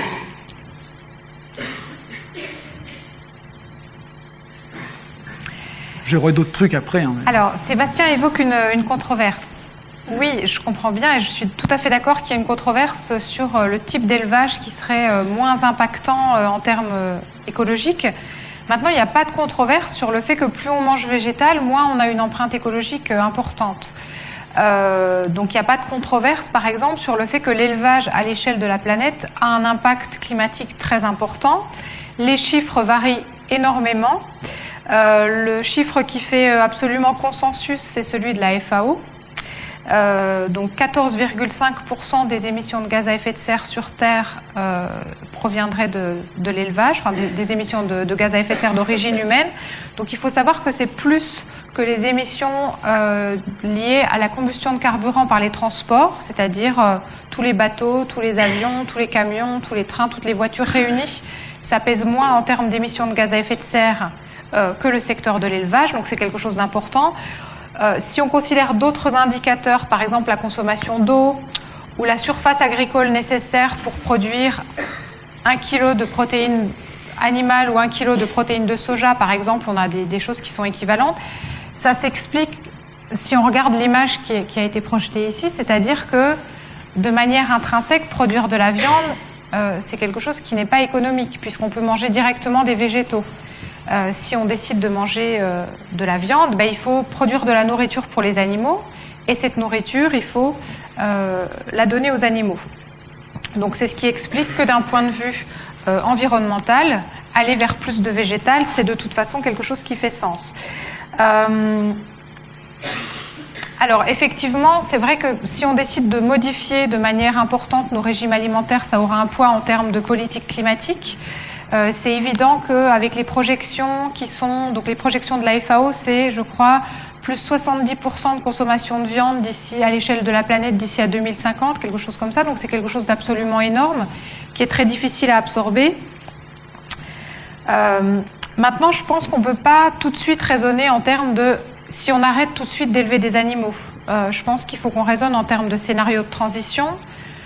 Par exemple, le scénario AFTER, je ne sais pas si vous connaissez le scénario AFTER, c'est le scénario agricole qui est associé au scénario négawatt. Donc l'idée, c'est d'arriver à produire durablement de l'énergie sans recourir aux énergies fossiles à long terme et sans recourir au nucléaire.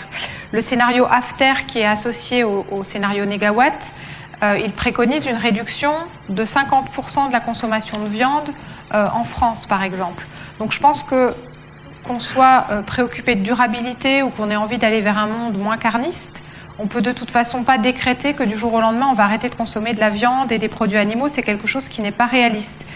Il faut raisonner en termes de transition. Si on parle de biodiversité, j'entends bien ce que Sébastien a mis en avant. Ce qu'il faut savoir, c'est qu'une très grande majorité des animaux d'élevage en France, ils sont élevés dans des fermes industrielles, dans des hangars où ils ne voient jamais la lumière du jour, où ils ne participent pas du tout à la biodiversité. Au contraire, vous savez certainement que entre 80 et 90% de la déforestation de l'Amazonie est liée à la culture du soja ou à la création de pâturages pour le bétail, donc indirectement à la production de viande. Donc de toute façon, la production de viande telle qu'elle existe à l'heure actuelle sur Terre, telle qu'elle existe dans nos pays industrialisés avec une production intensive qui est majeure, elle n'est pas favorable à la biodiversité, bien au contraire. Voilà. Est-ce que vous connaissez la part de prairies dans l'assolement français ? C'est-à-dire dans les surfaces agricoles françaises ? Ouais. Je dirais 30%. On avoisine les 45%. Ah, c'est-à-dire que 45% de l'assolement français est constitué de prairies. Sur ces 45%, vous en avez à peu près un tiers qui constituent des prairies d'alpage, des prairies de basse vallée, des prairies de bocage, ce qu'on appelle des prairies permanentes ou prairies naturelles, qui, sans des pratiques de fauche, sans des pratiques de pâturage, en fait n'existeraient pas, parce qu'en fait très rapidement elles se réemboiseraient, elles seraient soumises aux inondations, elles pourraient en plus constituer des problématiques de feux de forêt en montagne, etc. En fait, donc on a quasiment 20% de l'assolement français qui est en gros entretenu par une activité d'élevage. Et sans cette activité d'élevage-là, en fait, et donc des animaux qui sortent, qui vont pâturer, en fait, on a de vraies problématiques environnementales qui peuvent être vraiment impactantes. On est bien d'accord qu'il existe des élevages pour lesquels les animaux ne sortent pas, et où là, on peut se poser des questions sur les conditions d'élevage de ces animaux-là.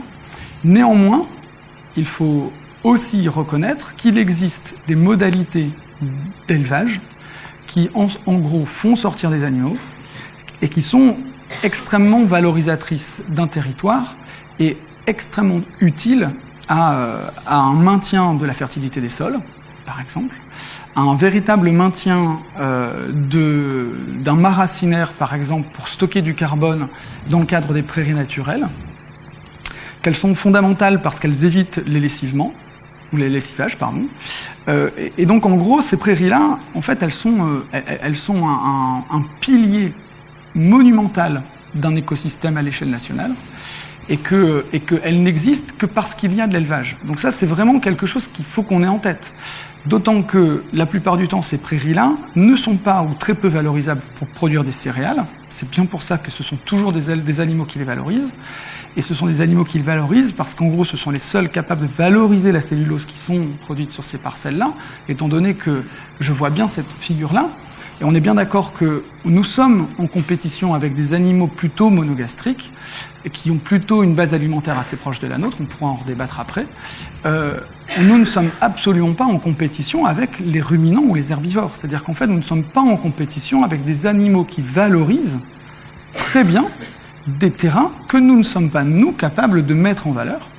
Et aujourd'hui, ces animaux-là et cet élevage a permis le développement de paysages et certains équilibres naturels,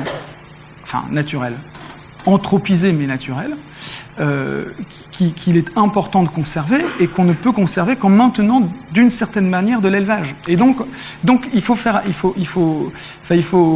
j'entends bien et je suis assez en phase avec l'idée de transition, mais la transition pour arrêter l'élevage, c'est comment on accompagne ensuite la transformation fondamentale des territoires et des problématiques environnementales et de biodiversité qu'on aura associées à ça. C'est vraiment une question à laquelle il faut il faut que des gens s'y attellent, parce que... Est-ce que je peux répondre ? Oui. Alors, la première chose, je crois, c'est que on a tendance à vouloir maintenir une sorte de statu quo en termes d'occupation des territoires. Alors, la France, au Moyen-Âge, elle était pratiquement couverte de forêts. Je pense que c'est pas forcément un mal d'envisager que certains pâturages pourraient devenir des friches, pourraient devenir des forêts. Il faut savoir qu'une forêt, c'est un puits de carbone, par exemple, 3 fois plus efficace qu'une prairie. Donc, je pense qu'on a tendance à... on parle en termes d'exploitation, par exemple. Est-ce qu'on doit forcément avoir des paysages qui sont anthropisés partout ? Est-ce que l'être humain doit forcément avoir la maîtrise de tous les espaces, écosystémiques ? Je pense que c'est déjà une très bonne question. Ensuite, je pense qu'on peut tout à fait, dans une perspective de transition aussi de modèle de société, réfléchir, et je pense que là on anticipe peut-être un petit peu, mais réfléchir à la possibilité de construire d'autres modes de relation avec les animaux. Et on peut très bien imaginer... Alors, j'en profite pour répondre indirectement à une question qui a été posée tout à l'heure, mais les animaux d'élevage, ils ne se reproduisent pas tout seuls, en fait, hein. Les animaux, ils naissent la plupart du temps suite à des inséminations. On les fait naître. Si on les fait plus naître, il n'y en aura plus, ou il y en aura beaucoup moins. Donc le volume des animaux d'élevage, c'est nous qui pouvons le décider, c'est un projet de société. Et donc, je perds un petit peu le fil. On peut très bien essayer de construire une société dans laquelle il y a moins d'animaux d'élevage. On peut très bien construire des compagnonnages avec les animaux, pourquoi pas ? Pourquoi pas avoir des relations d'élevage, de compagnonnage avec les animaux ? Mais je ne sais pas, par exemple, si vous êtes aveugle, que vous avez un chien qui prend soin de vous, vous n'allez pas l'envoyer dans un abattoir, vous n'allez pas manger sa chair, mais vous pouvez très bien avoir une relation d'échange avec votre animal où il vous rend service et vous prenez soin de lui. Et donc, est-ce que c'est pas envisageable aussi d'avoir des animaux dont on prend soin et qui nous aident à entretenir certains paysages ? Je pense que ça, c'est un petit peu bruyant, excusez-moi. Ouais. Il y a des philosophes qui commencent à réfléchir à ça parce que c'est vrai que ça pose beaucoup de questions dans le domaine de l'éthique animale, de savoir quel genre de relation on peut construire avec les animaux. Et il y a un livre assez précurseur, par exemple, qui s'appelle Zoopolis et qui réfléchit justement à la manière dont on pourrait développer de nouvelles relations avec les animaux. Donc, par exemple, avec des grandes catégories d'animaux qui seraient les animaux citoyens, qui sont nos compagnons. Donc, ça pourrait être les chiens, les chats, mais pourquoi pas les vaches, les chèvres, si elles entretiennent les paysages. Les animaux souverains, qui sont les animaux sauvages, et puis d'autres types d'animaux qui sont un petit peu entre les deux. Donc, ce que je veux dire simplement, c'est que on est au XXIe siècle, on considère les animaux d'une certaine manière, mais il n'y a pas si longtemps, il y a un peu plus d'un siècle, on considérait par exemple que les Noirs étaient naturellement des esclaves et on ne pouvait pas raisonner autour d'un monde sans esclavage. On peut très bien imaginer construire un autre monde, d'autres rapports avec les animaux. Et je crois qu'il faut être prêt à ouvrir notre imagination et à réfléchir en termes aussi de sciences politiques, d'économie et puis de... Voilà. Enfin, je suis en phase avec ça. Hein. C'est juste que ces fonctions ont globalement presque toujours existé. Hein. C'est-à-dire qu'on a toujours eu des animaux qui ont été considérés comme des animaux qui accompagnaient l'homme. Le chien a été domestiqué parce que c'était un excellent auxiliaire de chasse, en fait. Hein. Le chat a été domestiqué par l'homme parce que il représentait une image du sacré. Et ensuite, on a eu le fait de domestiquer des animaux ruminants parce qu'en fait, c'était une façon, soit en se sédentarisant, d'avoir une ressource à proximité, de lait, hein, par exemple, simplement de lait, ou de viande, soit de déplacer le troupeau avec, ce qui existe encore dans les peuples du Sahel, par exemple, où là, le troupeau devient un capital, un vrai capital économique. Et puis, on avait des animaux type les monogastriques qui ont toujours été utilisés parce qu'en fait, ou qui ont été domestiqués historiquement, parce que c'était des animaux qui avaient un rôle sanitaire, d'épuration des déchets dans le... Donc, en fait, le fait de donner des fonctions aux animaux... Et qu'elle puisse évoluer, moi je suis complètement en phase avec ça. D'ailleurs, je suis aussi complètement en phase avec l'idée de potentiellement réfléchir à d'autres modalités et à des formes de transition de l'élevage qui intègrent beaucoup plus les problématiques sociétales. Ça, on est tout à fait d'accord. Sur la question qui était la question de l'environnement, et là, j'ai pas de quoi... c'est bien la position que j'ai envie d'avoir. J'ai pas de réponse. C'est juste que je veux mettre en avant le fait que se poser la question de l'élevage, voire même d'une transition vers un arrêt de l'élevage sur des questions environnementales, aujourd'hui, cette transition, elle amènera des changements profonds, mais véritablement profonds, ne serait-ce que par exemple sur la gestion du gibier et de la faune des grands mammifères. C'est-à-dire qu'en gros, potentiellement, on arrête l'élevage, il y a des prairies au départ, on va favoriser l'explosion absolue du gibier. Mais alors, absolue. Qu'est-ce qu'on fait avec une pullulation absolue de chevreuils ? Et c'est ça les vraies questions. C'est-à-dire, enfin, pour moi, la vraie question est là. Je dis pas qu'il faut pas le faire. Je dis juste que arriver à se dire ça pullule. En fait, je sais pas quelle solution j'ai moi à proposer derrière ça. Et donc l'arrêt de l'élevage, ça posera forcément ces questions-là.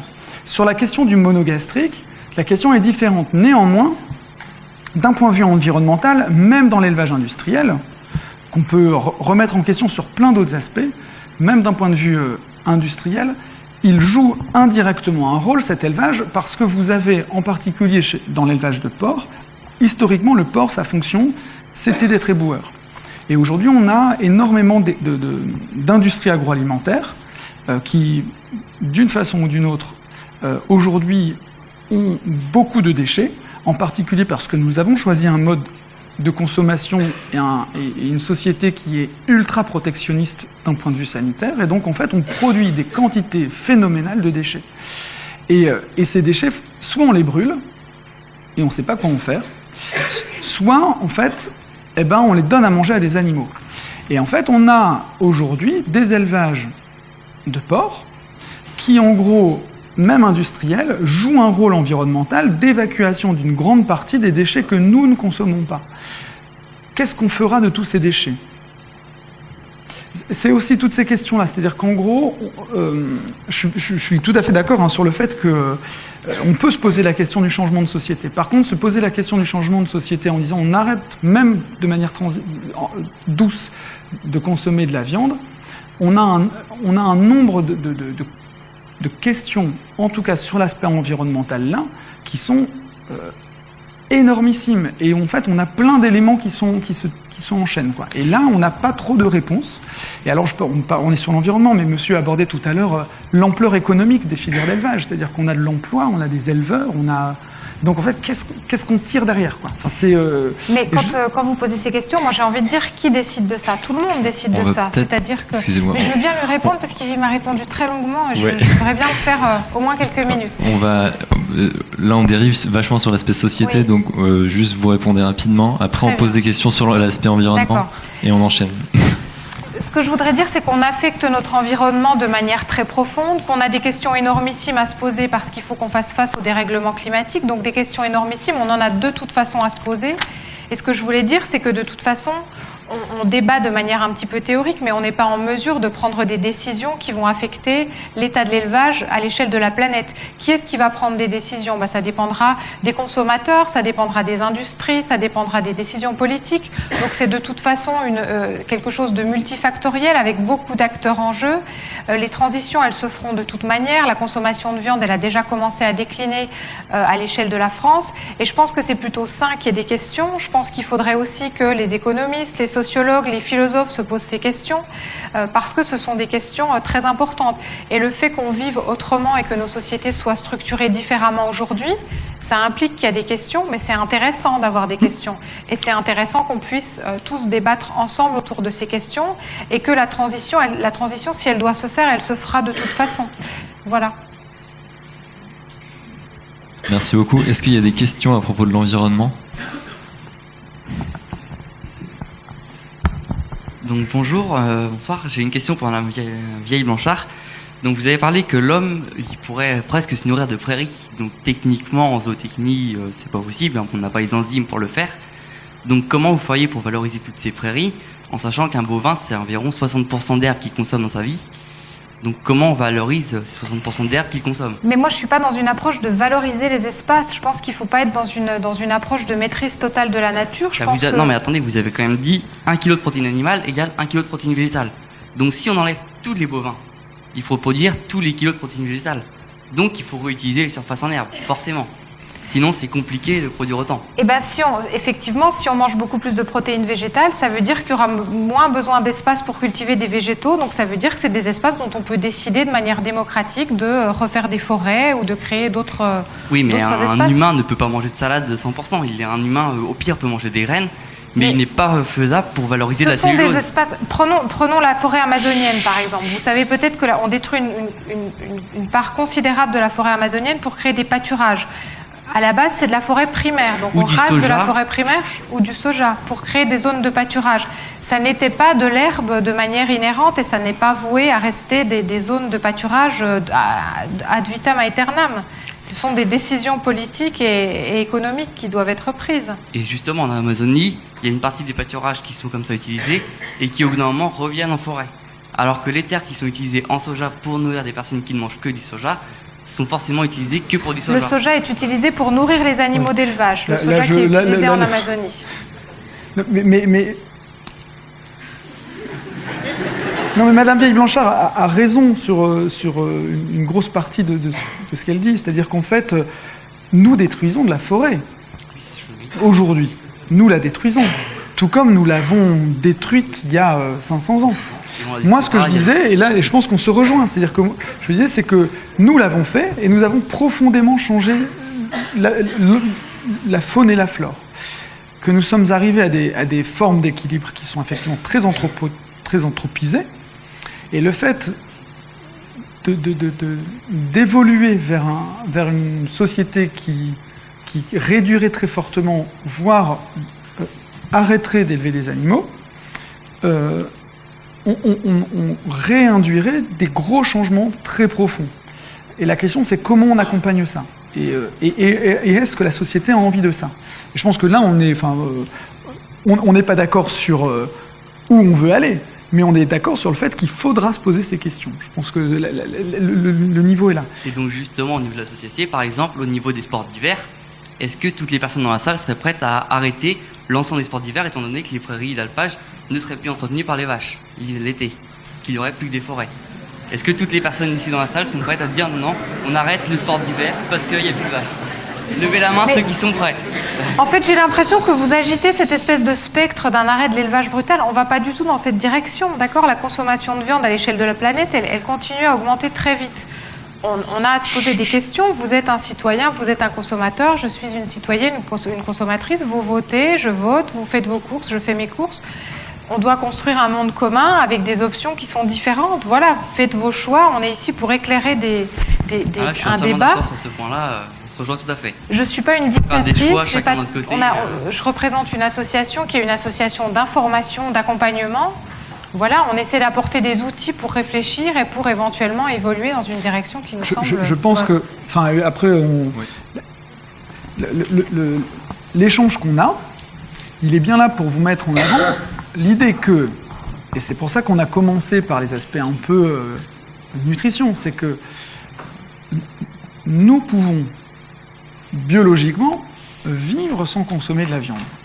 Et que la société dans laquelle on est s'est construite sur des millénaires. Elle s'est construite sur des millénaires. Mais elle s'est construite de manière, en plus là, très récemment, en spécialisant et en intensifiant profondément la consommation et donc la production, elle s'est construite sur une alimentation qui est devenue de plus en plus carnée.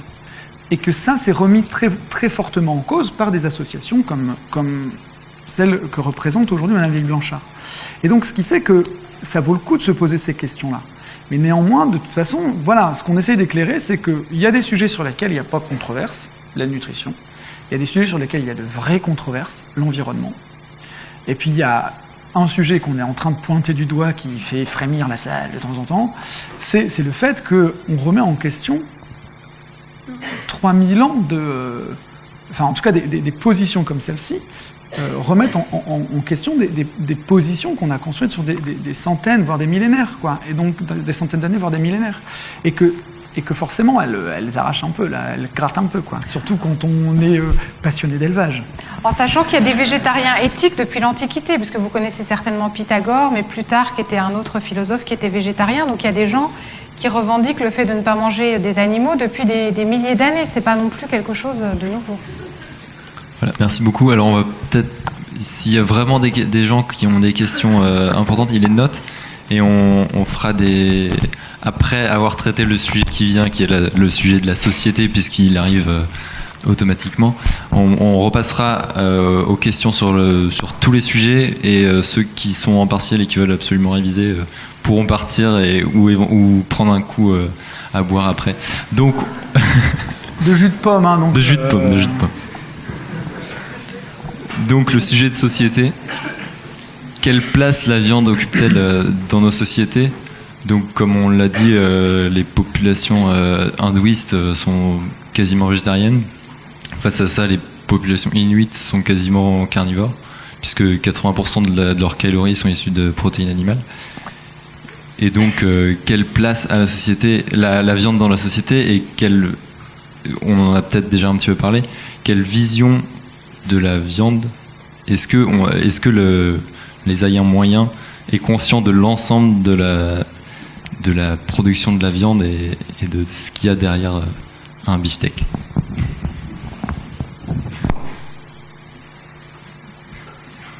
Je veux bien commencer, mais je sais pas trop. Oui. En fait, le fait que des gens, c'est ce qu'on disait, aient eu des modalités de consommation très différentes, c'est évident qu'un Inuit qui se situe pas très loin du cercle polaire, pour y être allé il n'y a pas très longtemps, il n'a pas 50 solutions, c'est soit il se nourrit des quelques animaux qui arrivent à vivre comme lui, soit il vit de mousse, quoi. Donc en fait, le régime carné, il est très lié à l'environnement dans lequel on se situe. Ça ne veut pas dire qu'il faut qu'on ait tous un régime d'Inuit, quoi. Et donc, en fait, c'est juste pour illustrer que des populations ont constitué des régimes en fonction de la zone géographique dans laquelle ils se situaient. Là-dessus, se sont greffées deux approches, ou deux choses, qui ont profondément modifié après deux éléments, on va dire. Il y a les aspects, on va dire, religieux et culturels qui ont pu profondément modifier les modes de consommation et donc les types d'animaux qui ont pu être élevés et la façon de les élever et de les tuer. Et puis, il y a le fait qu'on soit dans un monde qui se globalise et où on a tendance à uniformiser de manière très forte un ou quelques modèles de consommation qui sont globalement, très carnés. Et la question, elle est là, en fait. Finalement, enfin, en tout cas, je me dis, le débat, il est à ce niveau-là. C'est faut-il s'asseoir sur des modèles très diversifiés de consommation, certains étant très carnés, d'autres ne l'étant quasiment pas, ou faut-il continuer à développer un modèle uniforme de consommation qui, lui, a tendance à être effectivement plutôt très carné et très basé sur les protéines végétales. Et là, ça pose la question de... ça renvoie à des questions culturelles, à des questions de globalisation, de grandes filières de production qui s'implantent un peu partout dans le monde et qui, en fait, développent une façon de consommer, etc., etc. Et donc là, on dépasse presque la question de l'élevage, en fait, quoi. Enfin, et à mon avis, voilà, j'ai peut-être un peu déplacé ma réponse par rapport à la question initiale, mais à mon avis, elle est à ce niveau-là, quoi. Enfin, je pense pas que ce soit un problème de consommation de viande, c'est un problème d'uniformisation de la consommation qui a tendance à favoriser très fortement des régimes carnés. Mais, bon, alors, quelle place de la consommation de viande? Quelle place de la viande? Déjà, dans les pays industrialisés, la consommation de viande s'est beaucoup développée après la Seconde Guerre mondiale. C'est allé avec la rationalisation de l'élevage, avec le rôle important de l'INRA en France, la sélection des races. Enfin, c'est des choses, je pense, que vous connaissez assez bien. Ce qui est nouveau depuis une quinzaine d'années, c'est que la consommation de viande, elle a commencé à décliner dans les pays industrialisés, avec à la fois une population végétarienne qui est de plus en plus importante, par exemple en Angleterre, aux États-Unis ou en Allemagne, mais aussi avec un développement de toute une population dite flexitarienne. Donc en France, on considère que c'est entre un quart et un tiers de la population qui décide de manger moins de protéines animales pour des raisons essentiellement de santé et d'écologie. Maintenant, de manière concomitante, ce qui se passe, c'est un accroissement très fort de la consommation de viande dans certains pays en développement, et notamment en Chine. Donc un chiffre qui est quand même très frappant. Entre 1961 et 2013, donc en à peu près 50 ans, la consommation de viande de la Chine a été multipliée par 42. Donc bien sûr, c'était une période aussi d'accroissement démographique, mais c'est quand même une transformation qui est absolument considérable, qui a des impacts en termes de pollution, en termes de santé en Chine. Donc c'est quelque chose de très fort. C'est bien sûr un défi aujourd'hui très important, puisque la consommation de viande de la Chine, maintenant, c'est à peu près l'équivalent de la consommation de viande de toute l'Europe. Mais c'est quelque chose donc, qui est en très forte croissance. Je pense qu'il y a des raisons historiques qui sont liées au développement qui font qu'on est arrivé à cette consommation dans nos pays. Maintenant, si on imagine que l'Inde, la Chine suivent notre trajectoire, on se rend bien compte que ça posera de gros problèmes à la fois en termes de pollution globale, mais aussi de pollution locale. Aux États-Unis, par exemple, en Californie, on a une zone avec des super fermes industrielles comme la ferme des 1000 vaches, mais sans doute... la moyenne des fermes de cette zone, ce sont des fermes qui sont encore plus importantes que la ferme des 1000 vaches, avec à peu près 4000 têtes par ferme. Donc ce sont des espaces qui sont complètement désertifiés, avec des piscines, avec des excréments qui sont absolument, qui créent des problèmes de santé publique considérables. C'est-à-dire qu'il y a une pollution atmosphérique très grave. Il y a des régions, par exemple, avec beaucoup d'élevage industriel en Californie, où les enfants des écoles ne peuvent pas sortir dans la cour pour jouer parce qu'il y a un véritable risque pour leur santé. Donc voilà, je crois qu'on est dans cette tendance qui s'accélère et que de toute façon, il faut qu'on réfléchisse à cette évolution. Alors, néanmoins, je pense que ce qu'on disait, en tout cas je l'ai abordé un tout petit peu avant, quelle que soit l'évolution vers laquelle l'élevage se dirige, au moins dans des pays comme la France, parce que on va dire que c'est ce qui nous intéresse peut-être de manière au début assez forte parce qu'on y habite et on y vit. Aujourd'hui se pose, si on est dans la question de la société, la question de la trajectoire dans laquelle on s'insère. Et on est bien dans une trajectoire dans une trajectoire qui, même si sur les 50 ans, on est un peu dans un cas particulier, hein. C'est ce qu'on essaie de vous dire au moins en première année. Dans les 50 dernières années, on est bien sur une situation où, pouf, la consommation et la production de viande a fait ça, quoi. Enfin, donc il faut pas l'oublier. Néanmoins, la trajectoire a toujours été à la consommation de produits carnés. C'est-à-dire qu'on a toujours, historiquement, on a une grosse tradition de production animale. Et ça se traduit de plein de manières différentes, mais dans une des façons que vous pouvez avoir en tête, c'est que vous avez, ne serait-ce que, par exemple, 46 appellations d'origine contrôlée de produits laitiers. On est là, hein, on est là.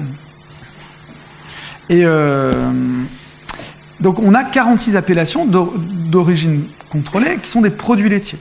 On a des appellations d'origine contrôlée qui sont des appellations viande.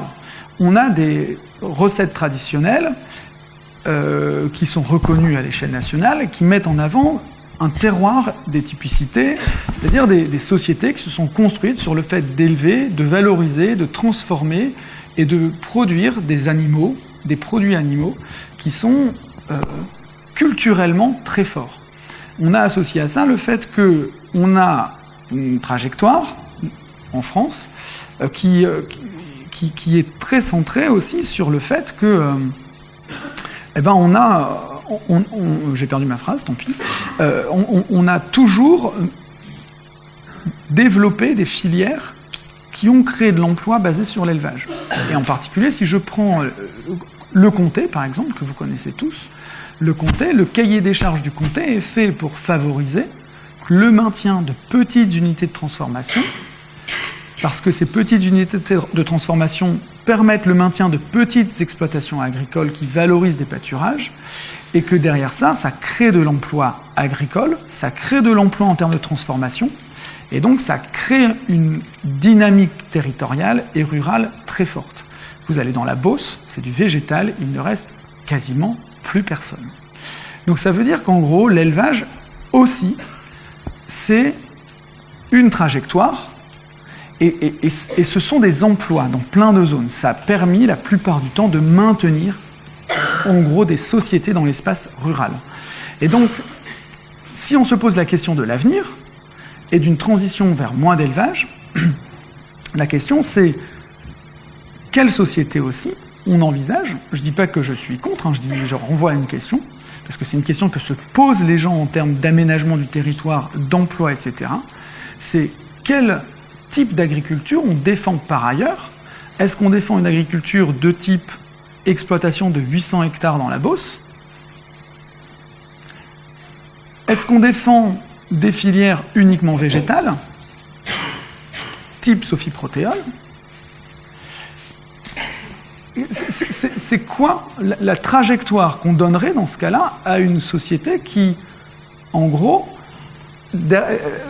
s'est construite historiquement et traditionnellement autour de véritables différenciations basées sur l'élevage. Et donc ça, c'est une vraie question, c'est sociétal, quoi. Alors j'entends, et c'est une objection qu'on nous fait souvent. Maintenant, il ne faut pas oublier que la population agricole en France, elle a été divisée par à peu près 10 en 50 ans. C'est pas parce qu'il y a des végétariens, c'est parce qu'on a industrialisé les fermes, industrialisé les cultures de végétaux. Donc ça, c'est un premier élément. Ensuite, nous, les végétariens, on ne mange pas rien du tout. On se nourrit, on mange souvent bio, on essaie souvent d'avoir une alimentation de qualité. On essaie de favoriser aussi des petits producteurs locaux de végétaux, d'oléagineux, des maraîchers. Enfin, il y a ce qu'on a voulu montrer en fait dans notre association à travers notre magazine qu'on va présenter ici, que j'ai apporté quelques exemplaires si ça vous intéresse. C'est qu'il y a le développement de toute une économie en fait autour de l'alimentation végétarienne et autour des végétaux. En fait, il ne faut pas mettre un signe égal entre élevage et emploi. C'est vrai qu'il y a des emplois dans l'élevage. Maintenant, je ne sais pas, il y a une centaine d'années ou 150 ans, il y avait beaucoup de gens qui travaillaient dans les mines en France. Je pense qu'une société, une économie, c'est quelque chose d'évolutif. Donc si on veut construire une autre société, et c'est tout à fait compatible, bien sûr, avec une vie dans les territoires, avec des fermes locales, avec des productions locales, avec des circuits courts, ça peut tout à fait aller avec des productions végétales. C'est vrai que on conçoit souvent les emplois d'éleveurs comme des emplois locaux, mais il y a aussi des gens qui cultivent des légumes et qui approvisionnent des AMAP, il y a des gens qui cultivent des légumineuses, il y a des gens qui font du pain, il y a des restaurateurs, il y a des gens qui ouvrent des boutiques végétariennes. Donc il ne faut pas croire non plus qu'il n'y a qu'en soutenant l'élevage qu'on soutient l'emploi. Et là, je crois aussi que ce qui est important, c'est le débat démocratique. C'est-à-dire, ce qui est important, c'est d'avoir tous les éléments en tête, et c'est de débattre ensemble, mais de manière éclairée, pour savoir quel genre de société on veut construire. Si on veut construire une société avec plus de végétal et moins d'animal, eh ben on construira cette société. La question des emplois, elle est très importante, il faut la prendre très au sérieux, mais l'idée, c'est aussi de proposer des filières d'avenir. L'élevage, il est quand même dans une impasse, il est quand même très en crise. Il y a beaucoup d'éleveurs qui parviennent à subsister grâce à des subventions très lourdes, qui ont du mal à faire vraiment vivre, à rendre leur exploitation tout à fait rentable. Donc c'est peut-être l'occasion justement de se poser des questions en termes de reconversion, plutôt que de tout de suite dire attention, si on mange moins de viande, on va mettre les éleveurs au chômage. Alors on va s'arrêter là pour la partie société et donc on va libérer les gens qui veulent partir dès maintenant.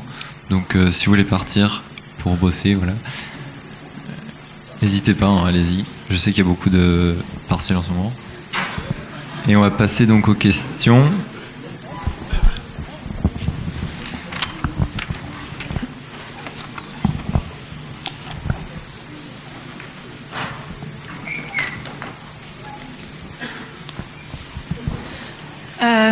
Moi, pour rebondir un peu sur ce que vous venez de dire, comme quoi donc les végétariens font plus attention à manger bio, etc. Manger bio, du coup, ça implique pas d'engrais chimiques et donc du fumier et donc de l'élevage. Et donc voilà, je me demandais un peu ce que vous proposiez par rapport à ça. Alors, vous avez raison. C'est vrai que moi, je suis végane, par exemple, donc je mange pas de produits animaux, je porte pas de cuir. Mais c'est vrai que quand j'achète des légumes, il est très probable qu'ils ont poussé avec du fumier. Maintenant, il y a toute une approche qui s'appelle l'agriculture végane. C'est une approche qui est plutôt expérimentale, mais il y a quand même déjà plusieurs réseaux qui existent de fermiers, notamment en Angleterre et en Allemagne. Et il y a toutes sortes d'autres approches comme les couverts végétaux, les engrais verts par exemple, qui permettent de faire pousser avec des approches inspirées de la permaculture mais 100% végétale. On se rend compte qu'on arrive à avoir une très bonne productivité en utilisant des bonnes associations d'espèces, en utilisant justement des engrais verts qui vont enrichir le sol, comme par exemple des légumineuses qui sont capables de capter l'azote de l'air. Donc ce que je veux dire aussi, c'est que de même que pour la gastronomie, on a de nouvelles choses à inventer. Je pense qu'on a l'État français a mis énormément d'argent, par exemple, dans l'agriculture animale. On a des millénaires d'expérience sur les systèmes polyculture-élevage, par exemple. Il y a une dynamique qui existe. D'ailleurs, on a toute une brochure à l'AVF qui s'appelle Agriculture végane, qui reprend pas mal d'articles en fait sur le sujet. Donc, j'aurais dû apporter cette brochure ici parce que je pense que ça intéresserait beaucoup de gens. En tout cas, vous pouvez la commander sur notre site internet. Ce que je veux dire, c'est que c'est vrai qu'on a toujours fait comme ça, on a toujours majoritairement fait comme ça, mais ça ne veut pas dire qu'il n'y a pas d'autres façons de faire. Et en tout cas, il y a des recherches qui sont faites dans cette direction. Alors en fait, on n'a pas toujours fait comme ça. Hein. Jusqu'à ce que justement on arrive à des systèmes de type polyculture élevage globalement aux alentours du 18e et du 19e siècle, on était sur des modalités de production qui étaient avant tout végétales. Et donc on avait ce qu'on appelait la jachère. C'est-à-dire qu'on avait l'assolement triennal avec la jachère. C'est-à-dire qu'on avait une période de repos du sol et ensuite sur lequel on pouvait éventuellement faire pâturer un peu d'animaux. Mais globalement, on était plutôt sur une modalité où il n'y avait pas d'élevage. Et donc voilà, c'était finalement quelque chose qui existait. Et cet assolement a disparu avec l'arrivée du système polyculture-élevage et le fait d'intégrer de manière raisonnée des cultures fourragères et de faire réellement pâturer et de rajouter l'élément animal permettant d'apporter énormément de fertilité au sol. Et clairement, ça a été une grosse révolution au XIXe siècle. On l'a appelé le cercle vertueux de la production fourragère, quoi. Enfin, clairement, je crois que je vous en parle en première année. Donc, je crois, hein, n'est-ce pas? Et donc voilà, donc ça a existé en fait, clairement. Néanmoins, on est encore effectivement à se poser beaucoup de questions. Il existe effectivement des modalités d'évolution sur les couverts végétaux, sur le fait de s'inspirer de la permaculture, en particulier sur l'idée de créer des paillis qui permettent la vie du sol et le travail de pas mal d'éléments du sol sur de la matière organique plutôt végétale. Pour l'instant, on en est à l'état plutôt d'expérimentation à l'échelle de la parcelle, et peu de gens se posent des questions encore d'un point de vue scientifique. Je pense que donc c'est quelque chose qui est en train de clairement émerger. La pertinence ou le potentiel de ce type de pratique reste complètement à étudier, quoi. Ça, c'est clair.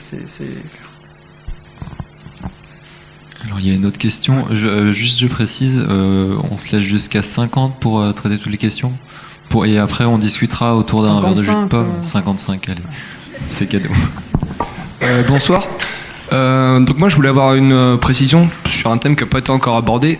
Donc quand on est végétarien, on mange des œufs et du lait, si je me trompe. Et du coup, qu'est-ce qu'on fait des animaux qui arrivent en fin de carrière ? Vous avez tout à fait raison, l'ovolacto-végétarisme n'est pas un modèle viable sur le plan éthique. Et c'est pour ça qu'il y a beaucoup de personnes comme moi qui sont véganes, parce que produire des œufs et du lait, ça implique d'envoyer des veaux à l'abattoir, ça implique de trier les poussins et de broyer les mâles, ça implique d'envoyer les poules pondeuses à l'abattoir. Donc effectivement, il y a de plus en plus de gens qui décident de devenir véganes pour justement ne pas contribuer à la mise à mort des animaux. Une petite remarque complémentaire. En Inde, on a donc 40% de la population qui est végétarienne pour des raisons religieuses. Et les Indiens sont lacto-végétariens, c'est-à-dire qu'ils consomment pas d'œufs, pour des raisons religieuses aussi, mais beaucoup de produits laitiers. Et ils ne mangent pas la chair des vaches qui produisent ce lait. Et donc la conséquence, c'est que l'Inde est devenue le premier pays exportateur de viande bovine. Ça montre bien justement les limites éthiques de ce modèle. Merci. Bonsoir, donc je me présente, je m'appelle Anthony Arsène. J'ai la chance de vivre avec mon père qui est lui, donc, comme il l'a présenté, fermier. Je voulais avoir j'ai une autre question sur l'éthique justement et sur la mort. Du coup, si, comme vous venez de le dire, on les laisse mourir, on sait plus trop quoi faire des carcasses, ça veut dire qu'on a, par rapport aux chiffres que disait tout à l'heure mon père, on a 20 millions de bovins uniquement qui vont mourir. Et vous parliez aussi d'insémination artificielle. Mais le problème des inséminations artificielles, je suis mal prononcé, excusez-moi, c'est qu'il y en a très peu, en tout cas sur le bovin, et que ces inséminations qui vont se faire, pour certaines espèces, vont pas forcément aboutir. Mais celles qui vont aboutir, c'est-à-dire qu'il y aura une augmentation de la population. Alors, je ne sais pas si vous avez bien compris ma réponse tout à l'heure. Ce que je veux dire, c'est que c'est clair que si d'un seul coup, clac, on décidait d'interdire la viande en France, il y aurait évidemment beaucoup d'animaux d'élevage dont il faudrait faire quelque chose. Les transitions en termes de consommation, ce sont des transitions continues.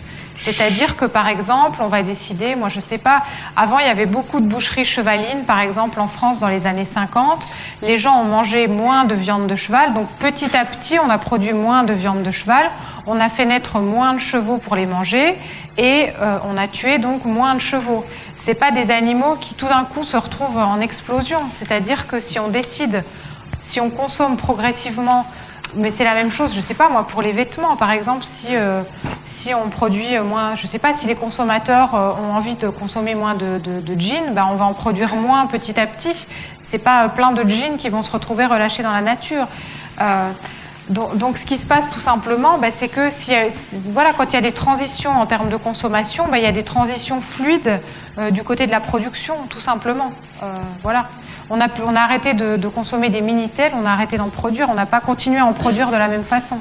Donc des animaux, s'il y a de plus en plus de gens qui décident de manger moins de viande ou de ne plus en manger, il y aura des transitions, c'est-à-dire que peut-être que vous allez choisir une autre profession, ou peut-être, je sais pas, moi je sais que mon grand-père était éleveur par exemple, ses enfants ne sont pas devenus éleveurs, ils ont fait autre chose. Donc il y a tout simplement une transition fluide qui se fait à l'échelle d'une société. Et du coup, j'avais juste une dernière question avant de passer le relais à quelqu'un d'autre. Par rapport à la nutrition et aux quantités notamment produites, je ne sais pas si ça a été vérifié, parce que c'est mon professeur qui m'en a parlé. Je suis actuellement en BTS en technique commerciale alimentation, qui m'a lui souligné que effectivement on pourrait réduire la viande, il y en a beaucoup trop de produits et de consommés, mais que si on devait fonctionner sur un système exclusivement végétal, étant donné que la matière végétale est en fonction des vitamines, bactéries, acides aminés à assimiler, 5 à 10 fois moins assimilable par le corps humain. Donc c'est ce qu'on nous a appris nous en cours, donc après je sais pas si c'est vérifié scientifiquement. J'ai pas fait de recherche précise, mais bon, il me semble que si on nous l'apprend, c'est que ça doit pas être trop bête. Donc ça voudrait dire qu'il faudrait augmenter 5 à 10 fois certaines productions végétales pour nourrir les 7 milliards de personnes de la planète. Oui. Et du coup, où est-ce qu'on trouverait les surfaces exploitables ? En soi, on peut les trouver, c'est ce qu'on disait. Là-dessus, je pense qu'on est plutôt en phase. On peut se nourrir sans problème de végétaux. Et on produit aujourd'hui énormément de protéines et énormément d'énergie pour nourrir des monogastriques qui ont potentiellement la même alimentation que nous.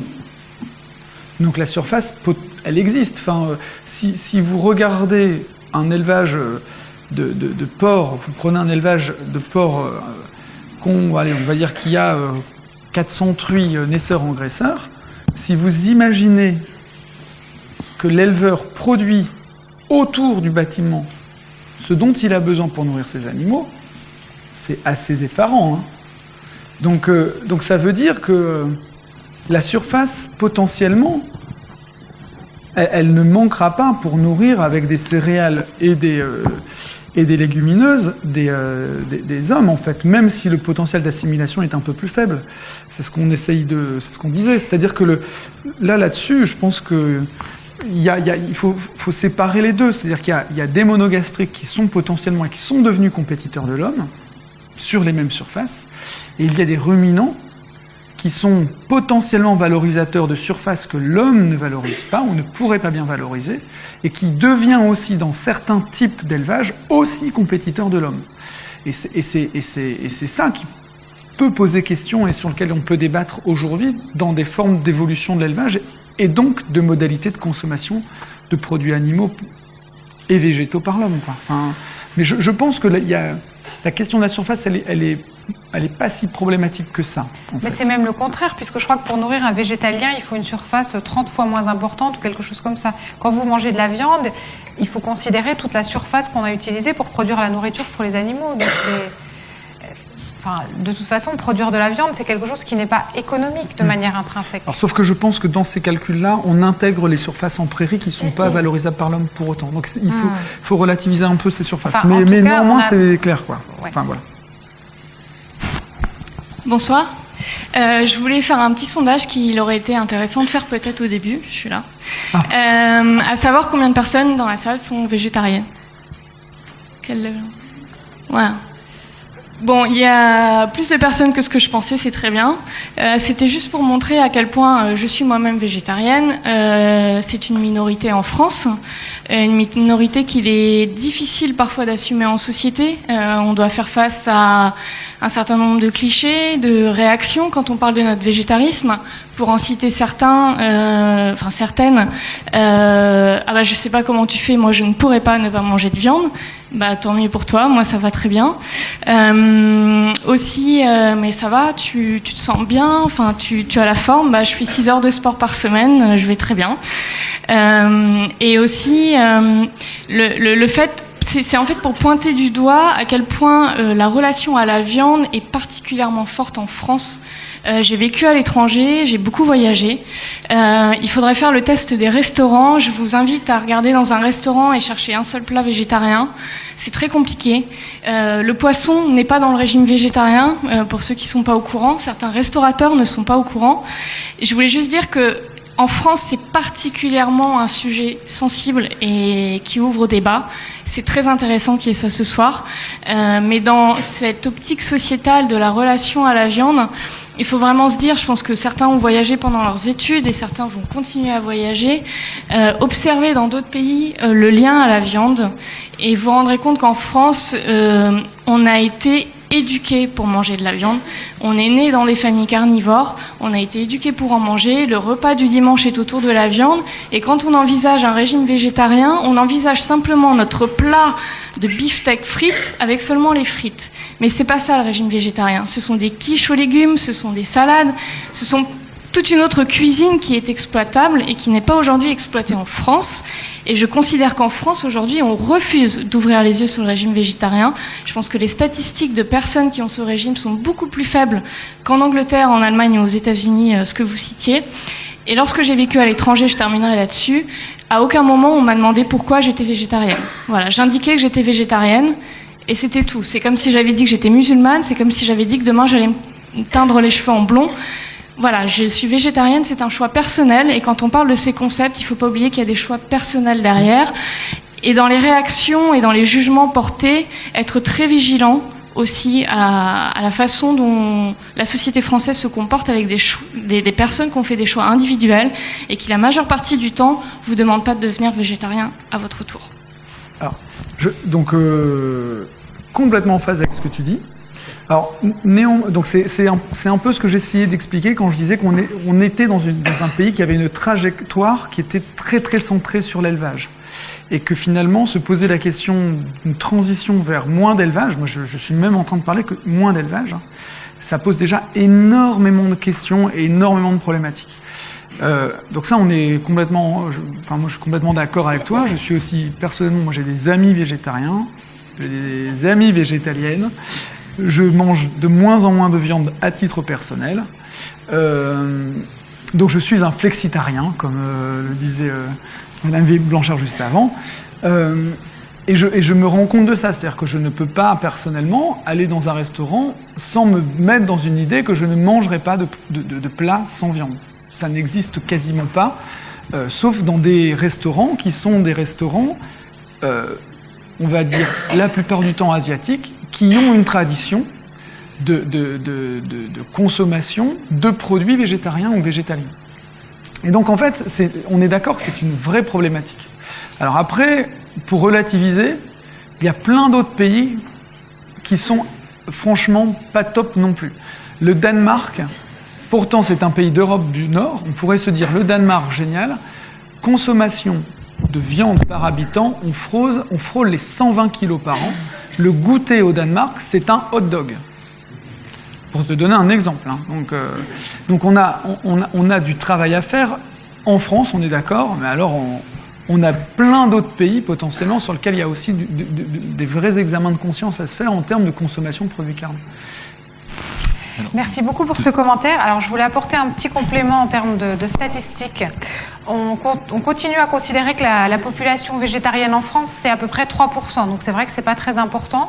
Mais il y a un chiffre qui est tout à fait nouveau, qui a été publié par le magazine Terra Eco en février dernier. C'est la proportion de la population française qui veut devenir végétarienne. Et c'est maintenant 10%. Il y a 4 ans, c'était seulement 3% des végétariens des Français qui n'étaient pas végétariens et qui voulaient le devenir. Aujourd'hui, c'est 10%. C'est quelque chose de tout à fait considérable. Et je pense que vous qui étudiez l'agriculture, il faut vous préparer à un monde qui sera sans doute assez différent en termes de consommation. Et je pense que se préparer à un monde avec des alternatives, c'est quelque chose qui fait vraiment sens. J'ai un collègue qui fait le même travail que moi en Allemagne. Qui s'appelle Sebastian Joy. Donc l'association allemande est très très très développée parce que là-bas il y a un intérêt très fort pour le végétarisme. Il a été sollicité, son association a été sollicitée par une grosse compagnie productrice de viande pour créer des alternatives végétariennes. Donc elle a demandé conseil à l'association végétarienne allemande. Ces alternatives végétariennes, donc des steaks végétaux, des escalopes, des choses comme ça, à base végétale, ont très très bien marché, à tel point que mon collègue a été invité au colloque annuel des industriels de la viande en Allemagne pour parler justement des alternatives végétariennes. Donc je pense que c'est important, vous qui êtes jeunes et qui étudiez, de vous préparer justement à cette transition, c'est-à-dire que vos grands-parents ont connu une très grande transformation dans leur consommation alimentaire. Dans notre vie, on va connaître certainement des transformations très importantes aussi. Donc je pense que c'est bien de s'y préparer et c'est bien d'être conscient justement que y a des alternatives qui s'ouvrent et il y a une population de consommateurs qui cherchent aussi d'autres alternatives et donc c'est bien de pouvoir répondre à cette demande. Alors sur la question des substituts à la viande, il y a une autre question ici et ce sera l'avant-dernière question.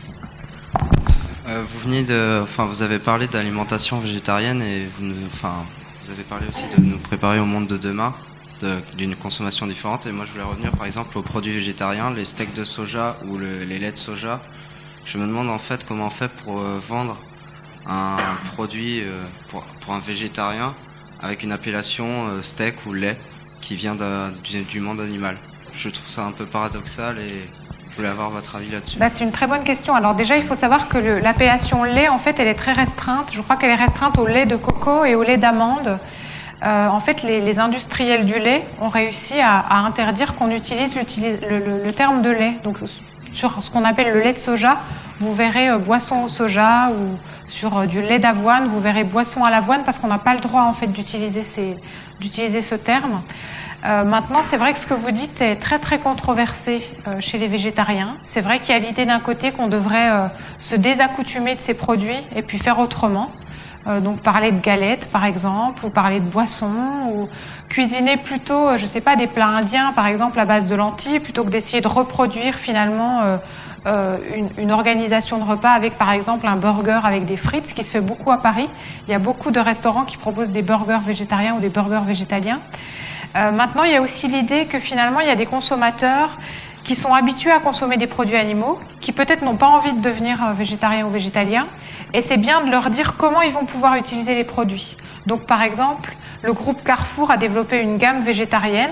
Le groupe Carrefour s'intéresse énormément justement à la population flexitarienne, et leur idée, c'est justement qu'il faut que quand on voit un produit, on sache à quoi ça sert. Donc si vous voyez par exemple steak au soja, vous savez que c'est quelque chose que vous allez griller dans une poêle et que vous allez mettre avec des légumes par exemple. Si vous voyez, je sais pas moi, lait d'avoine, enfin d'ailleurs on n'a pas le droit d'utiliser, mais si vous voyez lait de coco, vous savez que c'est peut-être quelque chose que vous allez pouvoir utiliser pour faire un plat en sauce. Donc voilà, tout ça pour dire que je comprends très bien et que c'est effectivement quelque chose qui fait controverse dans la population végétarienne. Sur les produits de substitution, moi j'ai une question personnelle. C'est certains véganes se refusent d'utiliser même du cuir et se retrouvent à utiliser des produits issus du pétrole. Est-ce que c'est peut-être, enfin personnellement, je trouve ça peut-être un petit peu absurde. Enfin, qu'est-ce que quelle est votre position sur ce? Je pense qu'il y a effectivement des sujets où il est difficile d'être à la fois éthique et écologique. C'est compliqué, c'est vrai. Maintenant, il faut savoir que l'industrie du cuir, par exemple, elle est extrêmement polluante. Donc c'est vrai que, par exemple, si on utilise, je sais pas, des chaussures qu'on garde longtemps parce que ce sont des chaussures durables, qu'on fait réparer, je pense qu'en termes de quantité de matériaux utilisés, c'est beaucoup moins, par exemple, que la quantité qu'on va utiliser pour produire les sièges d'une voiture, par exemple. Maintenant, c'est vrai qu'il y a des producteurs de chaussures végétariennes, notamment en Angleterre, qui ont toute une réflexion pour essayer de produire des choses qui sont à la fois éthiques et qui sont écologiques et durables. Et il y a notamment des recherches autour de ce qui s'appelle le cuir d'ananas. En fait, c'est des feuilles des feuilles d'arbres qui sont très solides et très souples et qui pourront être utilisées pour produire des chaussures. Il y a aussi des matières très écologiques comme le chanvre qui sont utilisées pour produire des vêtements et aussi des chaussures végétariennes. Donc ça existe aussi. Merci beaucoup. Et donc on a une dernière remarque qui me semble qui va apporter quelques chiffres. Oui, c'est pas forcément des chiffres, c'est quelques chiffres peut-être, mais c'est surtout, en fait, on a parlé de beaucoup de choses. Moi, je vends des légumes à des restaurants et j'ai, moi, un mal de chien à leur faire mettre un plat végétarien pour leur vendre plus de légumes. Parce qu'effectivement, je te rejoins complètement, certains ont été formés pour, parce que là, en l'occurrence, ceux avec qui je bosse sont prêts à le faire, sauf qu'ils savent pas encore. Et pourtant, ils ont été formés pour. Le déchet généré par la viande, c'est pratiquement 70%. Donc si on arrivait déjà à réduire la consommation, ou en tout cas arrêter de bosser avec des industriels qui font n'importe quoi et d'en jeter 70%. Peut-être qu'en mangeant, en se rapprochant plus des 50% dans un premier temps et puis en consommant mieux, on aura moins besoin de produire et on produira mieux. Le problème des abattoirs, c'est ça aussi, enfin vous l'avez très bien abordé, c'est-à-dire que le premier souci des abattoirs, au-delà du fait qu'on accepte ou pas de faire abattre, mais le premier souci des abattoirs, c'est la rapidité à laquelle il faut faire abattre, y compris dans les petits abattoirs, y compris s'ils sont bio. Parce que malheureusement, on vit dans une société où il faut être rentable, il faut gagner du pognon. Et pour moi, par rapport à ça, entre autres, le premier des soucis, c'est l'industrialisation. Fuyez les industriels. Vous avez parlé de Carrefour, moi, boycott, c'est clair, parce que ça va tuer les petits producteurs dont vous avez parlé juste avant. Je suis agriculteur sur une ferme écologique, je fais des fruits, des légumes, j'ai un petit troupeau de vaches, j'ai une quinzaine de têtes, pas plus. Excusez-moi, j'ai mis un taureau avec les vaches, du coup il n'y a pas d'insémination, elles se débrouillent toutes seules. J'ai un peu de poules pour les œufs principalement, je fais pas de vente de poules. Ce que j'ai pu constater au bout de 10 ans d'activité, c'est que ce qui marche, c'est l'équilibre. C'est l'équilibre de tout ça. Et à mon sens, l'équilibre, c'est avoir le choix. Et vous l'avez relativement bien abordé aussi, ça je suis assez content, mais c'est vraiment ça, je pense, qui va faire que ça va fonctionner. C'est-à-dire que si on a le choix de choisir d'être végétarien, végétalien, végan ou consommateur de viande, il y a des choix, c'est vous qui faites les choix, c'est vous qui consommez, c'est vous qui allez faire en sorte de construire la société dans laquelle vous allez vivre plus tard. Voilà, pour moi c'est ça en fait, c'est avoir le choix et aller chercher l'équilibre dans tout ce que vous allez faire dans votre vie. Et surtout dans la consommation, bien sûr. Merci beaucoup. Très très belle conclusion. Merci à tous d'être venus, merci au public, merci aux intervenants d'avoir accepté notre invitation. Merci à Louis et Camille qui ont préparé cette conférence avec moi.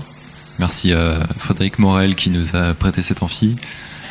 Et je vous invite à aller boire un verre de jus de pomme et manger de la brioche.